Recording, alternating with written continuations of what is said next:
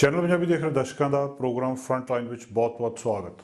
ਦੋਸਤੋ ਹਾਜ਼ਰ ਹਾਂ ਅੱਜ ਦੀਆਂ ਕੁਝ ਪ੍ਰਮੁੱਖ ਮੁੱਦੇ, ਅੱਜ ਦੀਆਂ ਕੁਝ ਪ੍ਰਮੁੱਖ ਖਬਰਾਂ, ਅੱਜ ਦੀਆਂ ਅਖਬਾਰਾਂ ਦੀਆਂ ਸੁਰਖੀਆਂ ਤੁਹਾਡੇ ਨਾਲ ਸਾਂਝੇ ਕਰਨ ਲਈ। ਅੱਜ ਸਾਰਾ ਦਿਨ ਜਿਨ੍ਹਾਂ ਬਾਰੇ ਕੈਨੇਡਾ ਦੇ ਵਿੱਚ ਗੱਲਬਾਤ ਹੁੰਦੀ ਰਹੀ ਹੈ, ਬਹੁਤ ਸਾਰੀਆਂ ਖਬਰਾਂ ਜਿਹੜੀਆਂ ਸਾਡੀਆਂ ਵੈਨਕੂਵਰ ਦੀਆਂ ਲੋਕਲ ਆ, ਕੁਝ ਖਬਰਾਂ ਨੈਸ਼ਨਲ ਲੈਵਲ 'ਤੇ ਅਤੇ ਕੁਝ ਅੰਤਰਰਾਸ਼ਟਰੀ ਪੱਧਰ ਦੀਆਂ ਖਬਰਾਂ ਜਿਨ੍ਹਾਂ ਨੇ ਸਾਨੂੰ ਪ੍ਰਭਾਵਿਤ ਕੀਤਾ, ਸਾਡੇ ਨਾਲ ਸੰਬੰਧਿਤ ਰਹੀਆਂ ਜਾਂ ਜਿਹਦੇ ਬਾਰੇ ਲੋਕ ਚਰਚਾ ਕਰਦੇ ਰਹੇ ਆ। ਕੈਨੇਡਾ ਇੱਕ ਬਹੁਤ ਵਧੀਆ ਦੇਸ਼ ਆ, ਪਰ ਕਈ ਵਾਰੀ ਕੁਛ ਇਸ ਤਰ੍ਹਾਂ ਦੇ ਹਾਦਸੇ ਇੱਥੇ ਵਾਪਰ ਜਾਂਦੇ ਆ ਕਿ ਕੁਝ ਲੋਕਾਂ ਦੇ ਲਈ ਇਹ ਵਧੀਆ ਨਹੀਂ ਰਹਿੰਦਾ। ਉਹਨਾਂ ਲਈ ਇਹ ਇੱਕ ਦੁੱਖ ਵਾਲੀ ਚੀਜ਼ ਬਣ ਜਾਂਦੀ ਹੈ। ਇਹੋ ਜਿਹੀ 1-2 ਸਾਲ ਪਹਿਲਾਂ ਘਟਨਾ ਵਾਪਰੀ ਸੀ ਜਿਹਦੇ ਵਿੱਚ ਇੱਕ ਨੌਜਵਾਨ, ਪੰਜਾਬੀ ਨੌਜਵਾਨ ਸਨੇਹਪਾਲ ਰੰਧਾਵਾ, ਕਾਰ ਐਕਸੀਡੈਂਟ ਦੇ ਵਿੱਚ ਉਹਦੀ ਮੌਤ ਹੋ ਗਈ ਸੀ ਅਤੇ ਉਹਦੇ ਪਿਤਾ ਜੀ ਅੱਜ ਕੱਲ੍ਹ ਕੈਨੇਡਾ ਦੇ ਵਿੱਚ ਆਏ ਨੇ ਅਤੇ ਇਨਸਾਫ ਦੀ ਮੰਗ ਕਰ ਰਹੇ ਆ। ਇਨਸਾਫ ਦੀ ਮੰਗ ਇਸ ਕਰਕੇ ਕਰ ਰਿਹਾ ਕਿ ਹਜੇ ਤੱਕ ਦੋਸ਼ੀ ਦੇ ਖਿਲਾਫ ਕੋਈ ਕਾਰਵਾਈ ਨਹੀਂ ਹੋਈ ਅਤੇ ਹਜੇ ਤੱਕ ਇਹ ਨਹੀਂ ਤੈਅ ਹੋਇਆ ਕਿ ਉਹਦੇ 'ਤੇ ਦੋਸ਼ ਕਿਹੜੇ ਨੇ।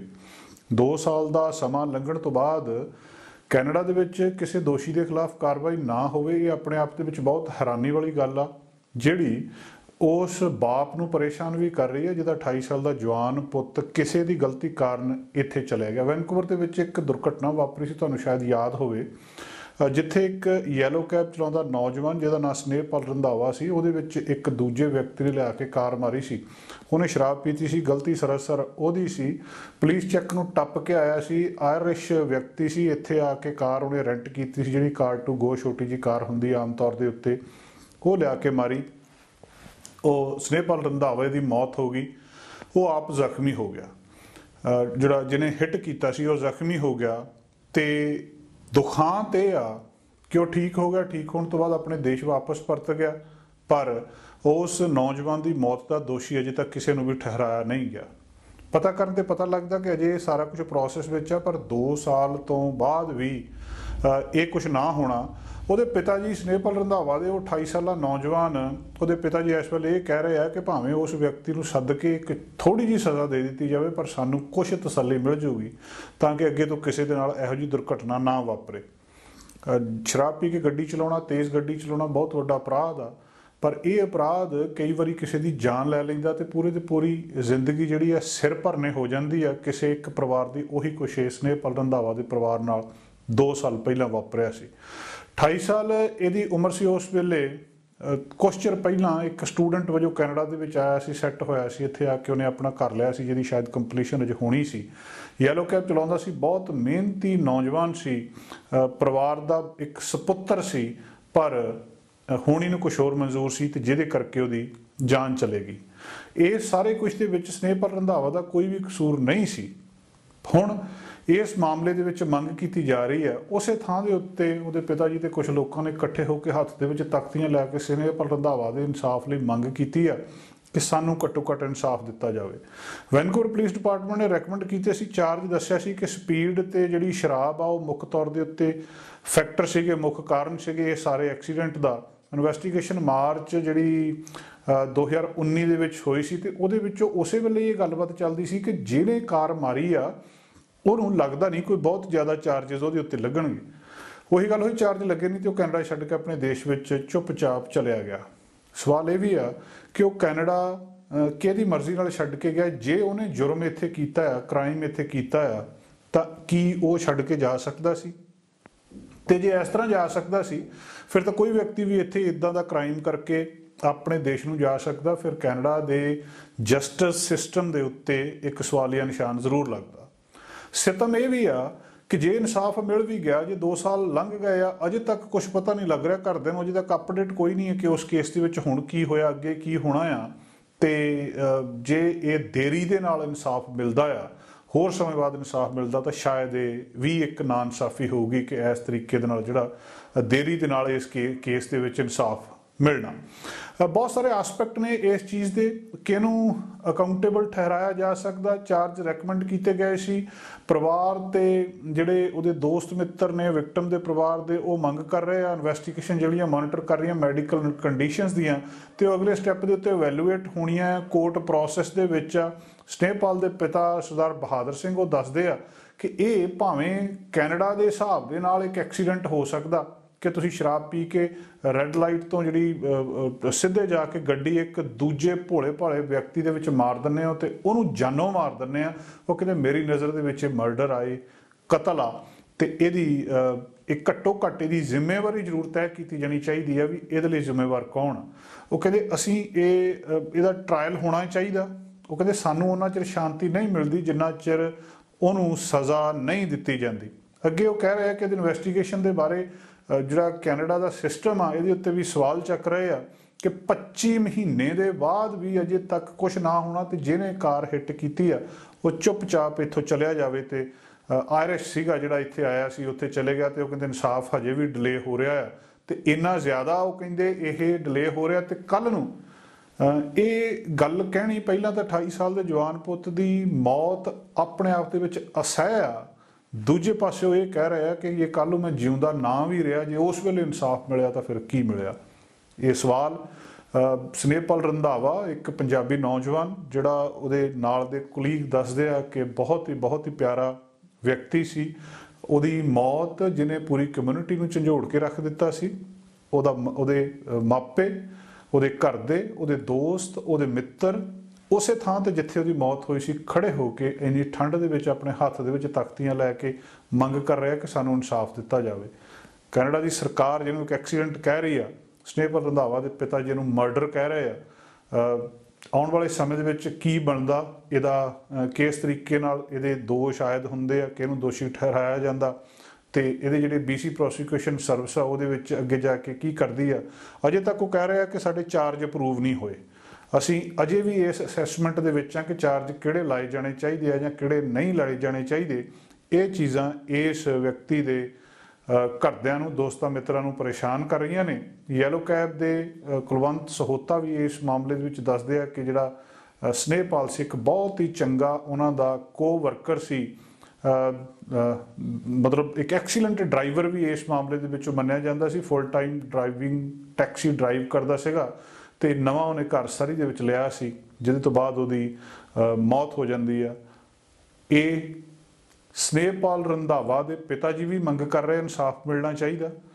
जे उस व्यक्ति का कसूर आ जिन्हें कार टू गो लिया के स्नेहपाल रंधावा की येलो कैब दे विच मारी सी ते जिहड़ी उहदी जान का खौह बन गई, तां उस व्यक्ति नूं उहदे देश तो कैनेडा सदना चाहिए, उहनूं सज़ा देनी चाहिए। जे उहदा कसूर नहीं सी तां फिर यह दस्सिया जाना चाहिए कि इन्ने चंगे नौजवान की मौत के लिए कौन जिम्मेवार आ। इस गल की मंग स्नेहपाल रंधावा के पिता जी जिहड़े अजकल कैनेडा दे विच आए आ वो भी कर रहे आ। इस गल की मंग सारी कम्यूनिटी भी कर रही है, तो असीं भी कर रहे हैं कि घट्टो घट्ट इहदे विच पता लगना चाहिए कि दोषी कौन आ ते उहनूं सज़ा जरूर मिलनी चाहिए। पिछले दिनों तो लगातार ब्रिटिश कोलंबिया ते मैट्रो वैनकूवर दे विच मौसम खराब आ, लगातार बर्फबारी हो रही है। बहुत सारे हिस्सों के विच बर्फ पैनी आम गल आ कैनेडा दे, पर इत्थे इस इलाके दे विच फ्रेजर वैली दे विच जां मैट्रो वैनकूवर दे विच इत्थे जिहड़ी बर्फबारी आ वो आम नहीं है। हुण इस चीज़ ने बहुत सारे संकट पैदा किए, लोगों को इन्नी बर्फ की आदत नहीं है। कई कुछ ये होया, कई रोड क्लोजर होए, कई थावां दे उत्ते एक्सीडेंट हो रहे आ। बहुत सारे लोगों को शायद इस गल का पता नहीं, घौल करते हैं जां उन्हां नूं काहल हुंदी आ। बहुत सारियां कारां घरां दे बाहर पार्क कीतियां हुंदियां, घरां दे बाहर कारां पार्क कीतियां है, तो सारी रात स्नो पई जांदी है। सवेरे उठ के जदों असीं काम दे उत्ते जां किते जा रहे हैं, तो वो कार दे उत्तों अपने व्हीकल दे उत्तों बर्फ नूं हटाउणा साडी जिम्मेवारी हुंदी है। बहुते लोग की करदे आ कि अगले शीशे के उत्तों विंडशील्ड तो थोड़ा जिहा उहनूं ब्रश दे नाल हटा लैंदे आ ते हटा के तुर पैंदे आ, जिहड़ी कि एक गलत गल दसी जा रही है। इस गल नूं बर्नबी दे विच पुलिस ने बहुत नेड़ियों नोटिस किया, तो उन्होंने 150 के करीब कल व्हीकल पुल किए पासे नूं, ते दस्सिया कि ये वो व्हीकल सीगे जिन्हां ने ड्राइवर्स ने अपनी गड्डी दे उत्तों बर्फ चंगी तरह साफ ही नहीं की।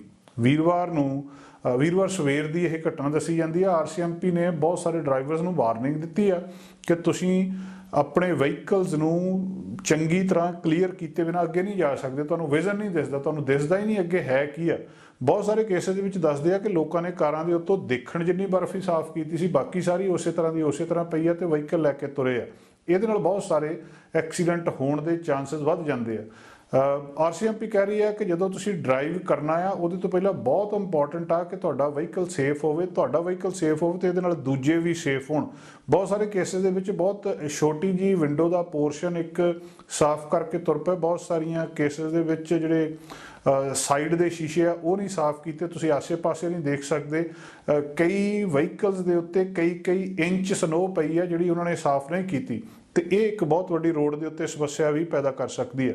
ਦੱਸਿਆ ਜਾ ਰਿਹਾ ਕਿ 125 ਡਰਾਈਵਰ ਆ ਜਿਨ੍ਹਾਂ ਨੂੰ ਜ਼ੁਬਾਨੀ ਵਾਰਨਿੰਗ ਦਿੱਤੀ ਗਈ ਹੈ, ਕੋਈ ਟਿਕਟ ਨਹੀਂ ਦਿੱਤੀ, ਕੋਈ ਪੈਨਲਟੀ ਨਹੀਂ ਲਾਈ, ਸਿਰਫ ਦੱਸ ਦਿੱਤਾ ਗਿਆ ਕਿ ਭਾਈ ਆਪਣੀ ਸਨੋ ਜਿਹੜੀ ਹੈ ਇਹਨੂੰ ਸਾਫ਼ ਕਰਕੇ ਵਹੀਕਲ ਦੇ ਉੱਤੋਂ ਤੁਰੋ, ਫੇਰ ਡਰਾਈਵ ਕਰੋ। ਆਫਿਸਰ ਇਹ ਵੀ ਦੱਸ ਰਹੇ ਆ ਕਿ ਡਰਾਈਵਰ ਜਿਹੜੇ ਹੈਗੇ ਆ ਉਹਨਾਂ ਨੂੰ ਸਨੋ ਬ੍ਰਸ਼ ਵੀ ਦੱਸੇ ਗਏ ਆ ਕਿ ਇਹਦੇ ਨਾਲ ਇਸ ਤਰੀਕੇ ਦੇ ਨਾਲ ਇਹਨੂੰ ਸਾਫ਼ ਕਰਨਾ। ਬਹੁਤ ਸਾਰੇ ਡਰਾਈਵਰ ਇਹ ਕਹਿ ਰਹੇ ਆ ਕਿ ਉਹ ਜਿਹੜੀ ਉਹਨਾਂ ਦੀ ਜਿਹੜੀ ਵਹੀਕਲ ਦੇ ਉੱਤੇ ਸਨੋ ਪਈ ਆ ਇਹ ਇੱਕ ਬਹੁਤ ਵੱਡਾ ਖਤਰਾ ਆ, ਇਸ ਗੱਲ ਦਾ ਉਹਨਾਂ ਨੂੰ ਪਤਾ ਆ, ਪਰ ਉਹ ਆਪਣੇ ਜਿੱਥੇ ਵੀ ਡੈਸਟੀਨੇਸ਼ਨ ਉੱਤੇ ਪਹੁੰਚਣਾ ਉੱਥੇ ਲੇਟ ਨਹੀਂ ਹੋਣਾ ਚਾਹੁੰਦੇ ਕਿਉਂਕਿ ਉਹਨੂੰ ਥੋੜ੍ਹਾ ਜਿਹਾ ਸਾਰੀ ਗੱਡੀ ਨੂੰ ਸਾਫ਼ ਕਰਨਾ ਹੋਵੇ ਟਾਈਮ ਲੱਗਦਾ ਆ ਤੇ ਲੋਕ ਗੁਜ਼ਾਰੇ ਜੋਗੀ ਸਾਫ਼ ਕਰਕੇ ਤੁਰ ਪੈਂਦੇ ਆ।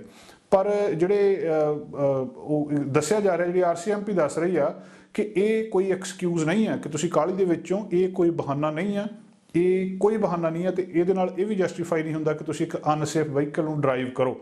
ਡੈਸਟੀਨੇਸ਼ਨ 'ਤੇ ਉਹਦੇ ਪਹੁੰਚਣਾ ਚਾਹੀਦਾ ਪਰ ਤੁਹਾਨੂੰ ਇਹ ਵਹੀਕਲ ਨੂੰ ਕਲੀਅਰ ਕਰਨਾ ਚਾਹੀਦਾ। 16 ਡਰਾਈਵਰਸ ਨੂੰ ਰਿਟਨ ਵਾਰਨਿੰਗ ਦਿੱਤੀ ਗਈ ਹੈ ਕਿ ਤੁਹਾਡੀ ਕਾਰ ਦੇ ਉੱਤੋਂ ਬਰਫ਼ ਨਹੀਂ ਸਾਫ਼ ਕੀਤੀ ਗਈ। 11 ਡਰਾਈਵਰ ਨੂੰ ਜਿਹੜੀਆਂ ਵਾਇਓਲੇਸ਼ਨ ਟਿਕਟ ਵੀ ਦਿੱਤੀਆਂ ਗਈਆਂ, ਜਿਹਦੇ ਵਿੱਚ 6 ਡਰਾਈਵਰ ਆ ਜਿਨ੍ਹਾਂ ਦਾ ਵਿਊ ਓਬਸਟਰਕਟਡ ਸੀਗਾ, ਉਹਨਾਂ ਨੇ ਸਾਫ਼ ਨਹੀਂ ਕੀਤਾ। 3 ਸੀਗੀ ਜਿਹੜੀ ਉਹਨਾਂ ਦੀ ਲਾਇਸੈਂਸ ਪਲੇਟ ਦੇ ਉੱਤੇ ਇੰਨੀ ਕੁ ਬਰਫ਼ ਜੰਮੀ ਆ ਕਿ ਉਹ ਪੜ੍ਹ ਹੀ ਨਹੀਂ ਹੁੰਦਾ ਕਿ ਲਾਇਸੈਂਸ ਪਲੇਟ ਹੈ ਕੀ ਆ। ਇੱਕ ਨੂੰ ਸਪੀਡਿੰਗ ਲਈ ਟਿਕਟ ਦਿੱਤੀ ਆ, ਬਾਵਜੂਦ ਇਸ ਹਾਲਤ ਦੇ ਕਿ ਸੜਕਾਂ ਦੀਆਂ ਹਾਲਤ ਠੀਕ ਨਹੀਂ ਆ, ਉੱਥੇ ਸਨੋ ਆ, 101 ਕਿਲੋਮੀਟਰ ਪਰ ਆਵਰ ਦੇ ਉੱਤੇ ਚਲਾ ਰਿਹਾ ਸੀ ਜਿੱਥੇ ਕਿ 50 ਰეკਮੈਂਡੇਸ਼ਨ ਸਪੀਡ ਆ, ਜਾਣੀ ਕਿ ਦੁੱਗਣੀ ਤੋਂ ਵੀ ਜ਼ਿਆਦਾ ਤੇਜ਼ੀ ਦੇ ਨਾਲ ਉਹ ਇਸ ਸਨੋ ਵਾਲੇ ਵੈਦਰ ਦੇ ਵਿੱਚ ਗੱਡੀ ਚਲਾ ਰਿਹਾ ਸੀ। ਜਿਹੜਾ ਇੱਕ ਡਰਾਈਵਰ ਕੋਲੇ ਲਾਇਸੈਂਸ ਹੀ ਹੈ ਨਹੀਂ ਸੀ, ਉਹ ਚਲਾ ਰਿਹਾ ਸੀ, ਉਹਨੂੰ ਵੀ ਟਿਕਟ ਦਿੱਤੀ ਗਈ ਹੈ। ਦੱਸਿਆ ਜਾ ਰਿਹਾ ਕਿ ਜਿਹੜੀ ਛੱਤ ਦੇ ਉੱਤੇ, ਰੂਫ ਦੇ ਉੱਤੇ, ਗੱਡੀ ਦੇ ਟੌਪ ਦੇ ਉੱਤੇ ਜਿਹੜੀ ਸਨੋ ਪਈ ਆ ਉਹ ਸਮੱਸਿਆ ਹੋ ਜਾਂਦੀ ਆ ਕਿਉਂਕਿ ਗੱਡੀ ਤੁਹਾਡੀ ਅੰਦਰੋਂ ਹੀਟ ਲੱਗੀ ਆ, ਉਹ ਗਰਮ ਆ, ਬਾਹਰੋਂ ਠੰਡੀ ਆ, ਤੇ ਉਹਦੇ ਵਿੱਚ ਇੱਕ ਫਿਰ ਵਹੀਕਲ ਦੇ ਤੇ ਸਨੋ ਦੇ ਵਿਚਕਾਰ ਇੱਕ ਲੇਅਰ ਬਣ ਜਾਂਦੀ ਹੈ ਜਿਹੜੀ ਉਹਨੂੰ ਲੂਜ਼ ਕਰ ਦਿੰਦੀ ਹੈ ਤੇ ਜਦੋਂ ਤੁਸੀਂ ਕਿਤੇ ਬ੍ਰੇਕ ਲਾਉਨੇ ਆ ਉਹ ਸਾਰੀ ਦੀ ਸਾਰੀ ਸਨੋ ਜਿਹੜੀ ਆ ਉਹ ਅੱਗੇ ਤੁਹਾਡੇ ਆ ਕੇ ਡਿੱਗ ਜਾਂਦੀ ਹੈ, ਸਮੱਸਿਆ ਪੈਦਾ ਕਰਦੀ ਹੈ ਤੇ ਦੂਜੇ ਵਹੀਕਲਸ ਵਾਲਿਆਂ ਲਈ ਵੀ ਇੱਕ ਵੱਡੀ ਸਮੱਸਿਆ ਪੈਦਾ ਕਰ ਦਿੰਦੀ ਹੈ। ਸੋ ਬ੍ਰੇਕਿੰਗ ਜਿਹੜੀ ਹਾਰਡ ਬ੍ਰੇਕਿੰਗ ਆ, ਉਹਦੇ ਤੋਂ ਬਾਅਦ ਤੁਹਾਡੀ ਵਿੰਡਸ਼ੀਲਡ ਦੇ ਫਰੰਟ ਵਿੰਡਸ਼ੀਲਡ ਦੇ ਉੱਤੇ ਸਨੋ ਆ ਕੇ ਡਿੱਗਦੀ ਹੈ, ਵਾਈਪਰਸ ਕੰਮ ਨਹੀਂ ਕਰਦੇ ਇੰਨੀ ਸਨੋ ਨੂੰ ਰਿਮੂਵ ਕਰਨ ਦੇ ਲਈ, ਰੋਡਵੇ ਦੇ ਉੱਤੇ ਸਮੱਸਿਆ ਹੋ ਸਕਦੀ ਹੈ। ਜਿਹੜੀ RCMP ਦੱਸ ਰਹੀ ਹੈ ਕਿ ਸੈਕਸ਼ਨ 7.052 ਮੋਟਰ ਵਹੀਕਲ ਐਕਟ ਦੇ ਰੈਗੂਲੇਸ਼ਨ ਦੇ ਹਿਸਾਬ ਨਾਲ ਤੁਸੀਂ ਸਮੱਸਿਆ ਦੇ ਵਿੱਚ ਆ ਸਕਦੇ ਹੋ। ਕੋਈ ਵੀ ਵਿਅਕਤੀ ਇਹ ਜਿਹੜਾ ਮੋਟਰ ਵਹੀਕਲ ਐਕਟ ਰੈਗੂਲੇਸ਼ਨ ਦਾ ਸੈਕਸ਼ਨ ਕਹਿੰਦਾ ਕੀ ਆ ਕਿ ਕੋਈ ਵੀ ਵਿਅਕਤੀ ਡਰਾਈਵ ਜਾਂ ਕਿਸੇ ਵਹੀਕਲ ਨੂੰ ਹਾਈਵੇ ਦੇ ਉੱਤੇ ਆਪਰੇਟ ਨਹੀਂ ਕਰ ਸਕਦਾ ਕਿ ਜੇਕਰ ਉਹਦਾ ਹਾਈਵੇ ਜਾਂ ਕਿਸੇ ਇੰਟਰਸੈਕਸ਼ਨ ਦੇ ਉੱਤੇ ਵਿਊ ਆ ਜਿਹੜਾ ਉਹ ਕਲੀਅਰ ਨਹੀਂ ਆ ਤੇ ਉਹ ਅਬਸਟਰਕਟਡ ਆ ਵਿੰਡਸ਼ੀਲਡ ਦੇ ਉੱਤੇ, ਚਾਹੇ ਕੋਈ ਸਟicker ਲਾਇਆ ਹੋਵੇ, ਚਾਹੇ ਸਾਈਨ ਲੱਗਿਆ ਹੋਵੇ, ਚਾਹੇ ਪੋਸਟਰ ਲੱਗਿਆ ਹੋਵੇ ਜਾਂ ਕੋਈ ਵੀ ਚੀਜ਼ ਉਹਦੇ ਉੱਤੇ ਜਿਹੜੀ ਵਿੰਡਸ਼ੀਲਡ ਦੇ ਉੱਤੇ ਪਈ ਹੋਵੇ, ਉਹਨੂੰ ਅਲਾਓ ਨਹੀਂ ਕੀਤਾ ਜਾ ਸਕਦਾ। ਦੂਜੇ ਸ਼ਬਦਾਂ ਦੇ ਵਿੱਚ ਕਿਹਾ ਜਾਵੇ ਤਾਂ ਜੇਕਰ ਤੁਹਾਡਾ ਰੋਡਵੇ ਦਾ ਵਿਊ ਅਬਸਟਰਕਟਡ ਆ, ਪ੍ਰੋਪਰਲੀ ਕਲੀਅਰ ਨਹੀਂ ਆ, ਤਾਂ ਵਹੀਕਲ ਨੂੰ ਨਾ ਡਰਾਈਵ ਕਰੋ। ਜਦੋਂ ਇਹ ਬਰਨ ਵੀ RCMP ਕਹਿ ਰਹੀ ਹੈ ਤੇ ਨਾਲ ਇਸ ਚੀਜ਼ ਨੇ ਬਹੁਤ ਸਾਰੀਆਂ ਹੋਰ ਸਮੱਸਿਆਵਾਂ ਵੀ ਪੈਦਾ ਕੀਤੀਆਂ। ਐਲੈਕਸ ਫਰੇਜ਼ਰ ਬ੍ਰਿਜ ਤੁਹਾਨੂੰ ਪਤਾ ਕਿ ਦੁਬਾਰਾ ਬੰਦ ਕੀਤਾ ਗਿਆ ਸੀ, ਫਿਰ ਇਹਨੂੰ ਖੋਲ੍ਹ ਦਿੱਤਾ ਗਿਆ ਦੋਵੇਂ ਡਾਇਰੈਕਸ਼ਨ ਦੇ ਵੱਲ, ਡੈਲਟਾ ਤੇ ਰਿਚਮੰਡ ਵਾਲੇ ਪਾਸੇ ਨੂੰ। ਥਰਸਡੇ ਸ਼ਾਮ ਦੀ, ਇਹ ਕੱਲ੍ਹ ਵੀਰਵਾਰ ਸ਼ਾਮ ਦੀ ਗੱਲਬਾਤ ਆ। ਬਹੁਤ ਸਾਰੀਆਂ ਵਿੰਟਰੀ ਕੰਡੀਸ਼ਨ ਸੀਗੀਆਂ, ਬਰਫ਼ ਜਿਹੜੀ ਆ ਜੰਮ ਗਈ ਸੀਗੀ ਉਹਦੇ ਉੱਤੇ ਤੇ ਜਿਹੜੀਆਂ ਕਈ ਘੰਟੇ ਲੰਬੀਆਂ ਉੱਥੇ ਲਾਈਨਾਂ ਲੱਗੀਆਂ ਸੀ, ਭਾਰੀ ਬਰਫ਼ਬਾਰੀ ਹੋਈ। ਉਹਦੇ ਨਾਲ ਇਸ ਰੀਜਨ ਦੇ ਵਿੱਚ ਵੀਰਵਾਰ ਸਵੇਰ ਤੋਂ ਲੈ ਕੇ ਜਿਹੜਾ ਵਾਰਨਿੰਗ ਪਹਿਲਾਂ ਹੀ ਆਈ ਸੀ, ਬੁੱਧਵਾਰ ਨੂੰ ਕਹਿ ਦਿੱਤਾ ਸੀ ਕਿ ਐਲੈਕਸ ਫਰੇਜ਼ਰ ਤੇ ਪੋਰਟਮੈਨ ਜਿਹੜਾ ਕਿਸੇ ਵੇਲੇ ਵੀ ਬੰਦ ਹੋ ਸਕਦਾ ਆ। ਆਮ ਹਾਲਤਾਂ ਦੇ ਵਿੱਚ ਹੁੰਦਾ ਕੀ ਆ ਕਿ ਜਿਹੜੀਆਂ ਰੋਪਸ ਨੇ, ਕੇਬਲ ਕਾਲਰ ਸਿਸਟਮ ਆ ਉਹਦੇ ਉੱਤੇ, ਉਹਨਾਂ ਨੂੰ ਉਹ ਕੇਬਲਸ ਦੇ ਉੱਤੋਂ ਜਿਹੜਾ ਰਿਮੂਵ ਕਰਨ ਦੇ ਲਈ ਉਹਨੂੰ ਵਰਤਿਆ ਜਾਂਦਾ, ਪਰ ਜਦੋਂ ਬਹੁਤ ਜ਼ਿਆਦਾ ਬਰਫ਼ਬਾਰੀ ਹੋ ਜਾਂਦੀ ਫਿਰ ਇਹ ਚੀਜ਼ਾਂ ਕੰਮ ਨਹੀਂ ਕਰਦੀਆਂ ਤੇ ਉਹਦੇ ਨਾਲ ਉੱਤੋਂ ਡਿੱਗਦੇ ਜਿਹੜੇ ਜੰਮੀ ਬਰਫ਼ ਆ, ਜਦੋਂ ਪੁਲ ਦੇ ਉੱਤੋਂ ਉਹਨਾਂ ਦੀਆਂ ਕੇਬਲ ਦੇ ਉੱਤੋਂ ਜੰਮੀ ਥੱਲੇ ਡਿੱਗਦੀ ਹੈ ਤਾਂ ਬਹੁਤ ਸਾਰੇ ਵਹੀਕਲ ਦਾ ਨੁਕਸਾਨ ਹੁੰਦਾ। ਇਸ ਕਰਕੇ ਉਹਨੂੰ ਕੁਛ ਚਿਰ ਲਈ ਜਿਹੜਾ ਉਸੇ ਬੰਦ ਕੀਤਾ ਗਿਆ ਸੀ, ਬਾਅਦ ਦੇ ਵਿੱਚ ਖੋਲ੍ਹ ਦਿੱਤਾ ਗਿਆ। ਇਸੇ ਤਰ੍ਹਾਂ RCMP ਨੇ ਪੋਰਟਮੈਨ ਬ੍ਰਿਜ ਨੂੰ ਵੀ ਬੰਦ ਕੀਤਾ ਸੀ, ਦੋਵੇਂ ਡਾਇਰੈਕਸ਼ਨ ਦੇ ਲਈ, ਕਿਉਂਕਿ ਉੱਥੇ ਵਿੰਟਰ ਮੇਨਟੇਨੈਂਸ ਹੋਣੀ ਸੀ, ਸੇਫਟੀ ਕੰਸਰਨ ਸੀ। ਵੀਰਵਾਰ ਸ਼ਾਮ ਨੂੰ ਤੇ ਫਿਰ ਬਹੁਤ ਸਾਰੇ ਜਿਹੜੇ ਵਹੀਕਲ ਸੀਗੇ, ਜਿਹੜੇ ਮੋਟਰਿਸਟ ਸੀਗੇ, ਉਹਨਾਂ ਨੇ ਪਟੋਲੋ ਬ੍ਰਿਜ ਆਲਟਰਨੇਟ ਰੂਟ ਵਜੋਂ ਲਿਆ ਤੇ ਇਹਦਾ ਉਹਨਾਂ ਨੇ ਏਡੀ ਜਲਦੀ ਇਹਨੂੰ ਵੀ, ਜਿੰਨਾ ਚਿਰ ਮੇਨਟੇਨੈਂਸ ਨਹੀਂ ਹੋਈ ਸੀ, ਖੋਲ੍ਹਿਆ ਨਹੀਂ ਸੀ। ਸੋ ਇਸ ਵੇਲੇ ਇਸ ਤਰ੍ਹਾਂ ਦਾ ਮੌਸਮ ਬ੍ਰਿਟਿਸ਼ ਕੋਲੰਬੀਆ ਦੇ ਕੁਝ ਇਲਾਕਿਆਂ ਦੇ ਵਿੱਚ ਹੈਗਾ, ਜਿਸ ਮੌਸਮ ਦੀ ਬ੍ਰਿਟਿਸ਼ ਕੋਲੰਬੀਆ ਵਾਸੀਆਂ ਨੂੰ ਆਦਤ ਨਹੀਂ ਆ। ਸੋ ਥੋੜ੍ਹਾ ਜਿਹਾ ਜ਼ਿਆਦਾ ਸੁਚੇਤ ਹੈ ਕਿ ਚੱਲਣ ਦੀ ਲੋੜ ਆ। ਕੈਨੇਡਾ ਵਰਗੇ ਵਿਕਸਿਤ ਮੁਲਕਾਂ ਦੀਆਂ ਕੁਝ ਖਾਸੀਅਤਾਂ ਨੇ। ਇਹਨਾਂ ਖਾਸੀਅਤਾਂ ਕਰਕੇ ਲੋਕ ਇਹਨਾਂ ਦੇਸ਼ਾਂ ਦੇ ਵਿੱਚ ਆਉਂਦੇ ਨੇ। ਇਹਨਾਂ ਦੀ ਇੱਕ ਬਹੁਤ ਚੰਗੀ ਗੱਲ ਇੱਥੇ ਦਾ ਹੈਲਥ ਸਿਸਟਮ ਆ, ਤੇ ਖਾਸ ਕਰ ਐਮਰਜੈਂਸੀ ਦੇ ਵਿੱਚ ਤੁਸੀਂ ਕਿਸੇ ਵੀ ਸਿਹਤ ਸੰਕਟ ਦੇ ਵਿੱਚ ਹੋ ਤਾਂ ਤੁਸੀਂ 911 ਡਾਇਲ ਕਰ ਦਿੰਦੇ ਹੋ, ਕੁਛ ਹੀ ਮਿੰਟਾਂ ਦੇ ਵਿੱਚ ਐਂਬੂਲੈਂਸ, ਫਾਇਰ ਜਾਂ ਪੁਲਿਸ ਤੁਹਾਡੇ ਕੋਲ ਪਹੁੰਚ ਜਾਂਦੀ ਹੈ ਤੇ ਤੁਹਾਡੀ ਸੁਰੱਖਿਆ ਯਕੀਨੀ ਬਣਾ ਲਈ ਜਾਂਦੀ ਹੈ। ਕੋਵਿਡ-19 ਦੇ ਕੇਸਾਂ ਦੇ ਵਿੱਚ ਇੰਨਾ ਕੁ ਵਾਧਾ ਹੋ ਚੁੱਕਿਆ ਕਿ ਇਹਨਾਂ ਦੇਸ਼ਾਂ ਦੀ ਇਸ ਖਾਸ ਗੱਲ ਦੇ ਉੱਤੇ ਪ੍ਰਸ਼ਨ ਚਿੰਨ੍ਹ ਲੱਗੇ ਸ਼ੁਰੂ ਹੋ ਗਏ ਆ ਕਿ ਜੇਕਰ ਤੁਸੀਂ ਕਾਲ ਕਰਦੇ ਹੋ 911 ਤੇ, ਕੀ ਸੱਚਮੁੱਚ ਐਂਬੂਲੈਂਸ ਤੁਹਾਡੇ ਕੋਲ ਟਾਈਮ ਤੇ ਪਹੁੰਚ ਜਾਊਗੀ? ਸ਼ਾਇਦ ਨਹੀਂ। ਅਲਬਰਟਾ ਦੇ ਵਿੱਚ ਕਈ ਕਿਸਮ ਦੇ ਕੇਸਿਸ ਸਾਹਮਣੇ ਆ ਰਹੇ ਆ ਕਿ ਮੈਡੀਕਲ ਐਮਰਜੈਂਸੀਜ਼ ਦੇ ਉੱਤੇ 911 ਡਾਇਲ ਕਰਨ ਤੋਂ ਬਾਅਦ ਘੰਟਾ ਐਂਬੂਲੈਂਸ ਉੱਥੇ ਪਹੁੰਚਦੀ ਨਹੀਂ। ਇਹਨਾਂ ਛੁੱਟੀਆਂ ਦੇ ਵਿੱਚ ਖਾਸ ਕਰਕੇ ਇਹ ਸਮੱਸਿਆਵਾਂ ਸਾਹਮਣੇ ਆਈਆਂ। Health science association of Alberta HSAA ਉਹਨਾਂ ਦੀ ਯੂਨੀਅਨ ਜਿਹੜੀ ਦੱਸਦੀ ਹੈ, ਜਿਹੜੀ ਰਿਪਰੈਜ਼ੈਂਟ ਕਰਦੀ ਹੈ ਪੈਰਾਮੈਡਿਕਸ ਪੂਰੇ ਪ੍ਰੋਵਿੰਸ ਦੇ ਵਿੱਚ, ਉਹ ਦੱਸਦੇ ਆ ਕਿ ਸਾਡੇ ਕੋਲ ਕੰਮ ਕਰਨ ਵਾਲੇ ਬੰਦੇ ਪੈਰਾਮੈਡਿਕਸ ਹੀ ਇੰਨੇ ਹੈ ਨਹੀਂ ਗੇ ਤੇ ਇਸ ਕਰਕੇ ਜਿਹੜਾ ਇੱਥੇ ਸਮੇਂ ਦੇ ਉੱਤੇ ਪਹੁੰਚਿਆ ਹੀ ਨਹੀਂ ਜਾ ਸਕਦਾ। ਕੈਲਗਰੀ ਵਰਗੇ ਸ਼ਹਿਰ ਦੇ ਵਿੱਚ ਪੈਰਾਮੈਡਿਕਸ ਦੀ ਸ਼ਾਰਟੇਜ ਕਰਕੇ ਬਹੁਤ ਵੱਡੀ ਸਮੱਸਿਆ ਆਈ ਆ ਨਿਊ ਈਅਰਸ ਈਵ ਦੇ ਉੱਤੇ ਵੀ ਤੇ ਹੁਣ ਇਹਨਾਂ ਦਿਨਾਂ ਦੇ ਵਿੱਚ ਵੀ। ਉਹ ਕਹਿੰਦੇ ਅਸੀਂ ਥੱਕ ਚੁੱਕੇ ਹਾਂ ਬਹੁਤ ਬੁਰੀ ਤਰ੍ਹਾਂ, ਸਾਡੇ ਸਾਰੇ ਪੈਰਾਮੈਡਿਕਸ ਜ਼ਿਆਦਾ ਘੰਟੇ ਕੰਮ ਕਰਨ ਤੋਂ ਬਾਅਦ ਥੱਕੇ ਆ, ਰੋਜ਼ ਸਟਰਗਲ ਕਰ ਰਹੇ ਆ ਕਿ ਕਿਸੇ ਨਾ ਕਿਸੇ ਤਰ੍ਹਾਂ ਸਾਰਾ ਕੁਝ ਠੀਕ ਠਾਕ ਚੱਲੇ, ਹੈਲਥ ਕੇਅਰ ਸਿਸਟਮ ਨੂੰ ਠੀਕ ਠਾਕ ਰੱਖਿਆ ਜਾਵੇ, ਪਰ ਉਹ ਕਹਿੰਦੇ ਗੱਲ ਬਣਦੀ ਨਜ਼ਰ ਨਹੀਂ ਆ ਰਹੀ। ਉਹ ਕਹਿੰਦੇ ਕੋਈ ਸਪੋਰਟ ਨਹੀਂ ਹੈ ਸਾਡੇ ਕੋਲ ਸਰਕਾਰ ਵੱਲੋਂ, ਅਲਬਰਟਾ ਹੈਲਥ ਸਰਵਿਸਿਜ਼ ਵੱਲੋਂ, ਤੇ ਪ੍ਰੋਵਿੰਸ ਦੇ ਪੈਰਾਮੈਡਿਕਸ ਜਿਹੜੇ ਆ ਉਹ ਇਸ ਵੇਲੇ ਸਟਰਗਲ ਦੇ ਵਿੱਚ ਆ। ਹੁੰਦਾ ਕੀ ਆ, ਬਹੁਤ ਸਾਰੇ ਪੈਰਾਮੈਡਿਕਸ ਹੈਗੇ, ਉਹ ਕਹਿੰਦੇ ਕਮਿਊਨਿਟੀ ਦੇ ਵਿੱਚ ਉਹਨਾਂ ਨੂੰ ਕਈ ਦੂਰ ਤੱਕ ਡਰਾਈਵ ਕਰਕੇ ਜਾਣਾ ਪੈਂਦਾ। ਐਂਬੂਲੈਂਸ ਨੂੰ ਲੈ ਕੇ ਘੰਟਾ ਉਹਨੂੰ ਡਰਾਈਵ ਕਰਕੇ ਅੱਗੇ ਜਾਣਾ ਪੈਂਦਾ ਤੇ ਐਮਰਜੈਂਸੀ ਤੱਕ, ਕਿਉਂਕਿ ਐਨਫ ਐਂਬੂਲੈਂਸਿਸ ਹੀ ਹੈ ਨਹੀਂ। ਜਿਸ ਥਾਂ ਦੇ ਉੱਤੋਂ ਬੰਦਾ ਫੋਨ ਕਰ ਰਿਹਾ ਜਿੱਥੇ ਸੰਕਟ ਦੇ ਵਿੱਚ ਆ, ਉਹਦੇ ਨੇੜੇ ਤੇੜੇ ਕੋਈ ਐਂਬੂਲੈਂਸ ਹੀ ਹੈ ਨਹੀਂ ਤੇ ਦੂਰੋਂ ਐਂਬੂਲੈਂਸ ਜਦੋਂ ਜਾ ਰਹੀ ਹੈ ਤੇ ਉਹ ਇਸ ਪੈਰਾਮੈਡਿਕ ਸਟਾਫ ਦੇ ਲਈ ਵੀ ਇੱਕ ਸਮੱਸਿਆ ਹੈ। ਹੋ ਕੀ ਰਿਹਾ ਇਹਦੇ ਨਾਲ? ਉਹ ਕਹਿੰਦੇ ਉਹਨਾਂ ਦੀ ਮੈਂਟਲ ਹੈਲਥ ਦੇ ਉੱਤੇ ਪ੍ਰਭਾਵ ਪੈ ਰਿਹਾ ਕਿ ਘੰਟਾ ਤੁਹਾਡੇ ਕੰਨਾਂ ਦੇ ਵਿੱਚ ਸਾਇਰਨ ਵੱਜੀ ਜਾਂਦੇ ਆ, ਤੁਹਾਡੇ ਸਿਰ ਦੇ ਉੱਤੇ ਗੱਡੀ ਦੇ ਲਾਈਟਾਂ ਜਗੀ ਜਾਂਦੀਆਂ ਤੇ ਇਹ ਜਿਹੜਾ ਡਰਾਈਵ ਕਰ ਰਿਹਾ ਉਹਦੇ ਲਈ ਵੀ ਇੱਕ ਸਮੱਸਿਆ ਹੈ।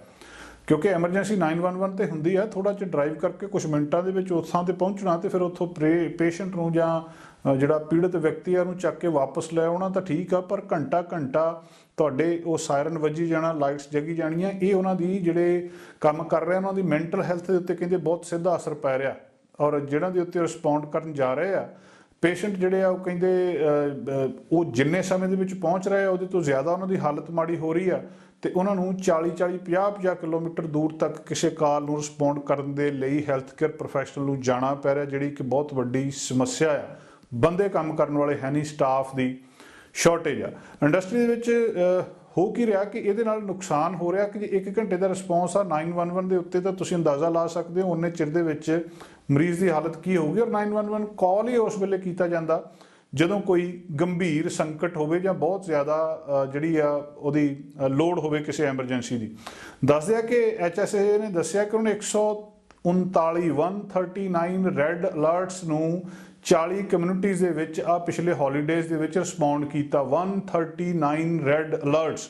ਰੈੱਡ ਅਲਰਟ ਦਾ ਮਤਲਬ ਹੁੰਦਾ ਕਿ ਕਾਲ ਆ ਗਈ ਆ ਤੁਹਾਡੇ ਕੋਲ ਮੈਡੀਕਲ ਐਮਰਜੈਂਸੀ ਦੀ, ਤੁਹਾਡੇ ਕੋਲ ਐਂਬੂਲੈਂਸ ਹੀ ਨਹੀਂ ਅਵੇਲੇਬਲ ਜਿਹੜੀ ਉੱਥੇ ਪਹੁੰਚ ਸਕੇ। ਸੋ ਇਹ 139 ਵਾਰੀ ਹੋਇਆ, ਜਿਹੜੀ ਕਿ ਇੱਕ ਬਹੁਤ ਵੱਡੀ ਸੰਕਟ ਦੱਸਿਆ ਜਾ ਰਿਹਾ ਆ। ਹੋ ਕੀ ਰਿਹਾ? ਉਹ ਕਹਿੰਦੇ ਅਸੀਂ ਇਹਦੇ ਵਿੱਚ ਜਿਹੜੀ ਸਾਡੇ EMPLOYERS ਤੋਂ ਕੋਈ ਸਪੋਰਟ ਨਹੀਂ ਹੈ, ਸਰਕਾਰ ਤੋਂ ਕੋਈ ਸਪੋਰਟ ਨਹੀਂ ਹੈ, ਸਾਨੂੰ ਕਿਸੇ ਨਾ ਕਿਸੇ ਤਰ੍ਹਾਂ ਉਹ ਕਹਿੰਦੇ ਇਹਨਾਂ ਇਸ਼ੂਜ਼ ਨੂੰ, ਔਰ ਇਹ ਇਸ਼ੂ ਹੀ ਨਹੀਂ ਆ, ਉਹ ਕਹਿੰਦੇ ਦੋਵਾਂ ਪਾਰਟੀਆਂ ਦਾ, ਜਿਹੜੀਆਂ ਮੇਨ ਪਾਰਟੀਆਂ ਨੇ ਉਹਨਾਂ ਦਾ ਕੋਈ ਇਸ਼ੂ ਹੀ ਨਹੀਂ ਹੈ ਇਹ ਕਿ ਇਹ ਵੀ ਕੋਈ ਸਮੱਸਿਆ ਹੈਗੀ ਆ।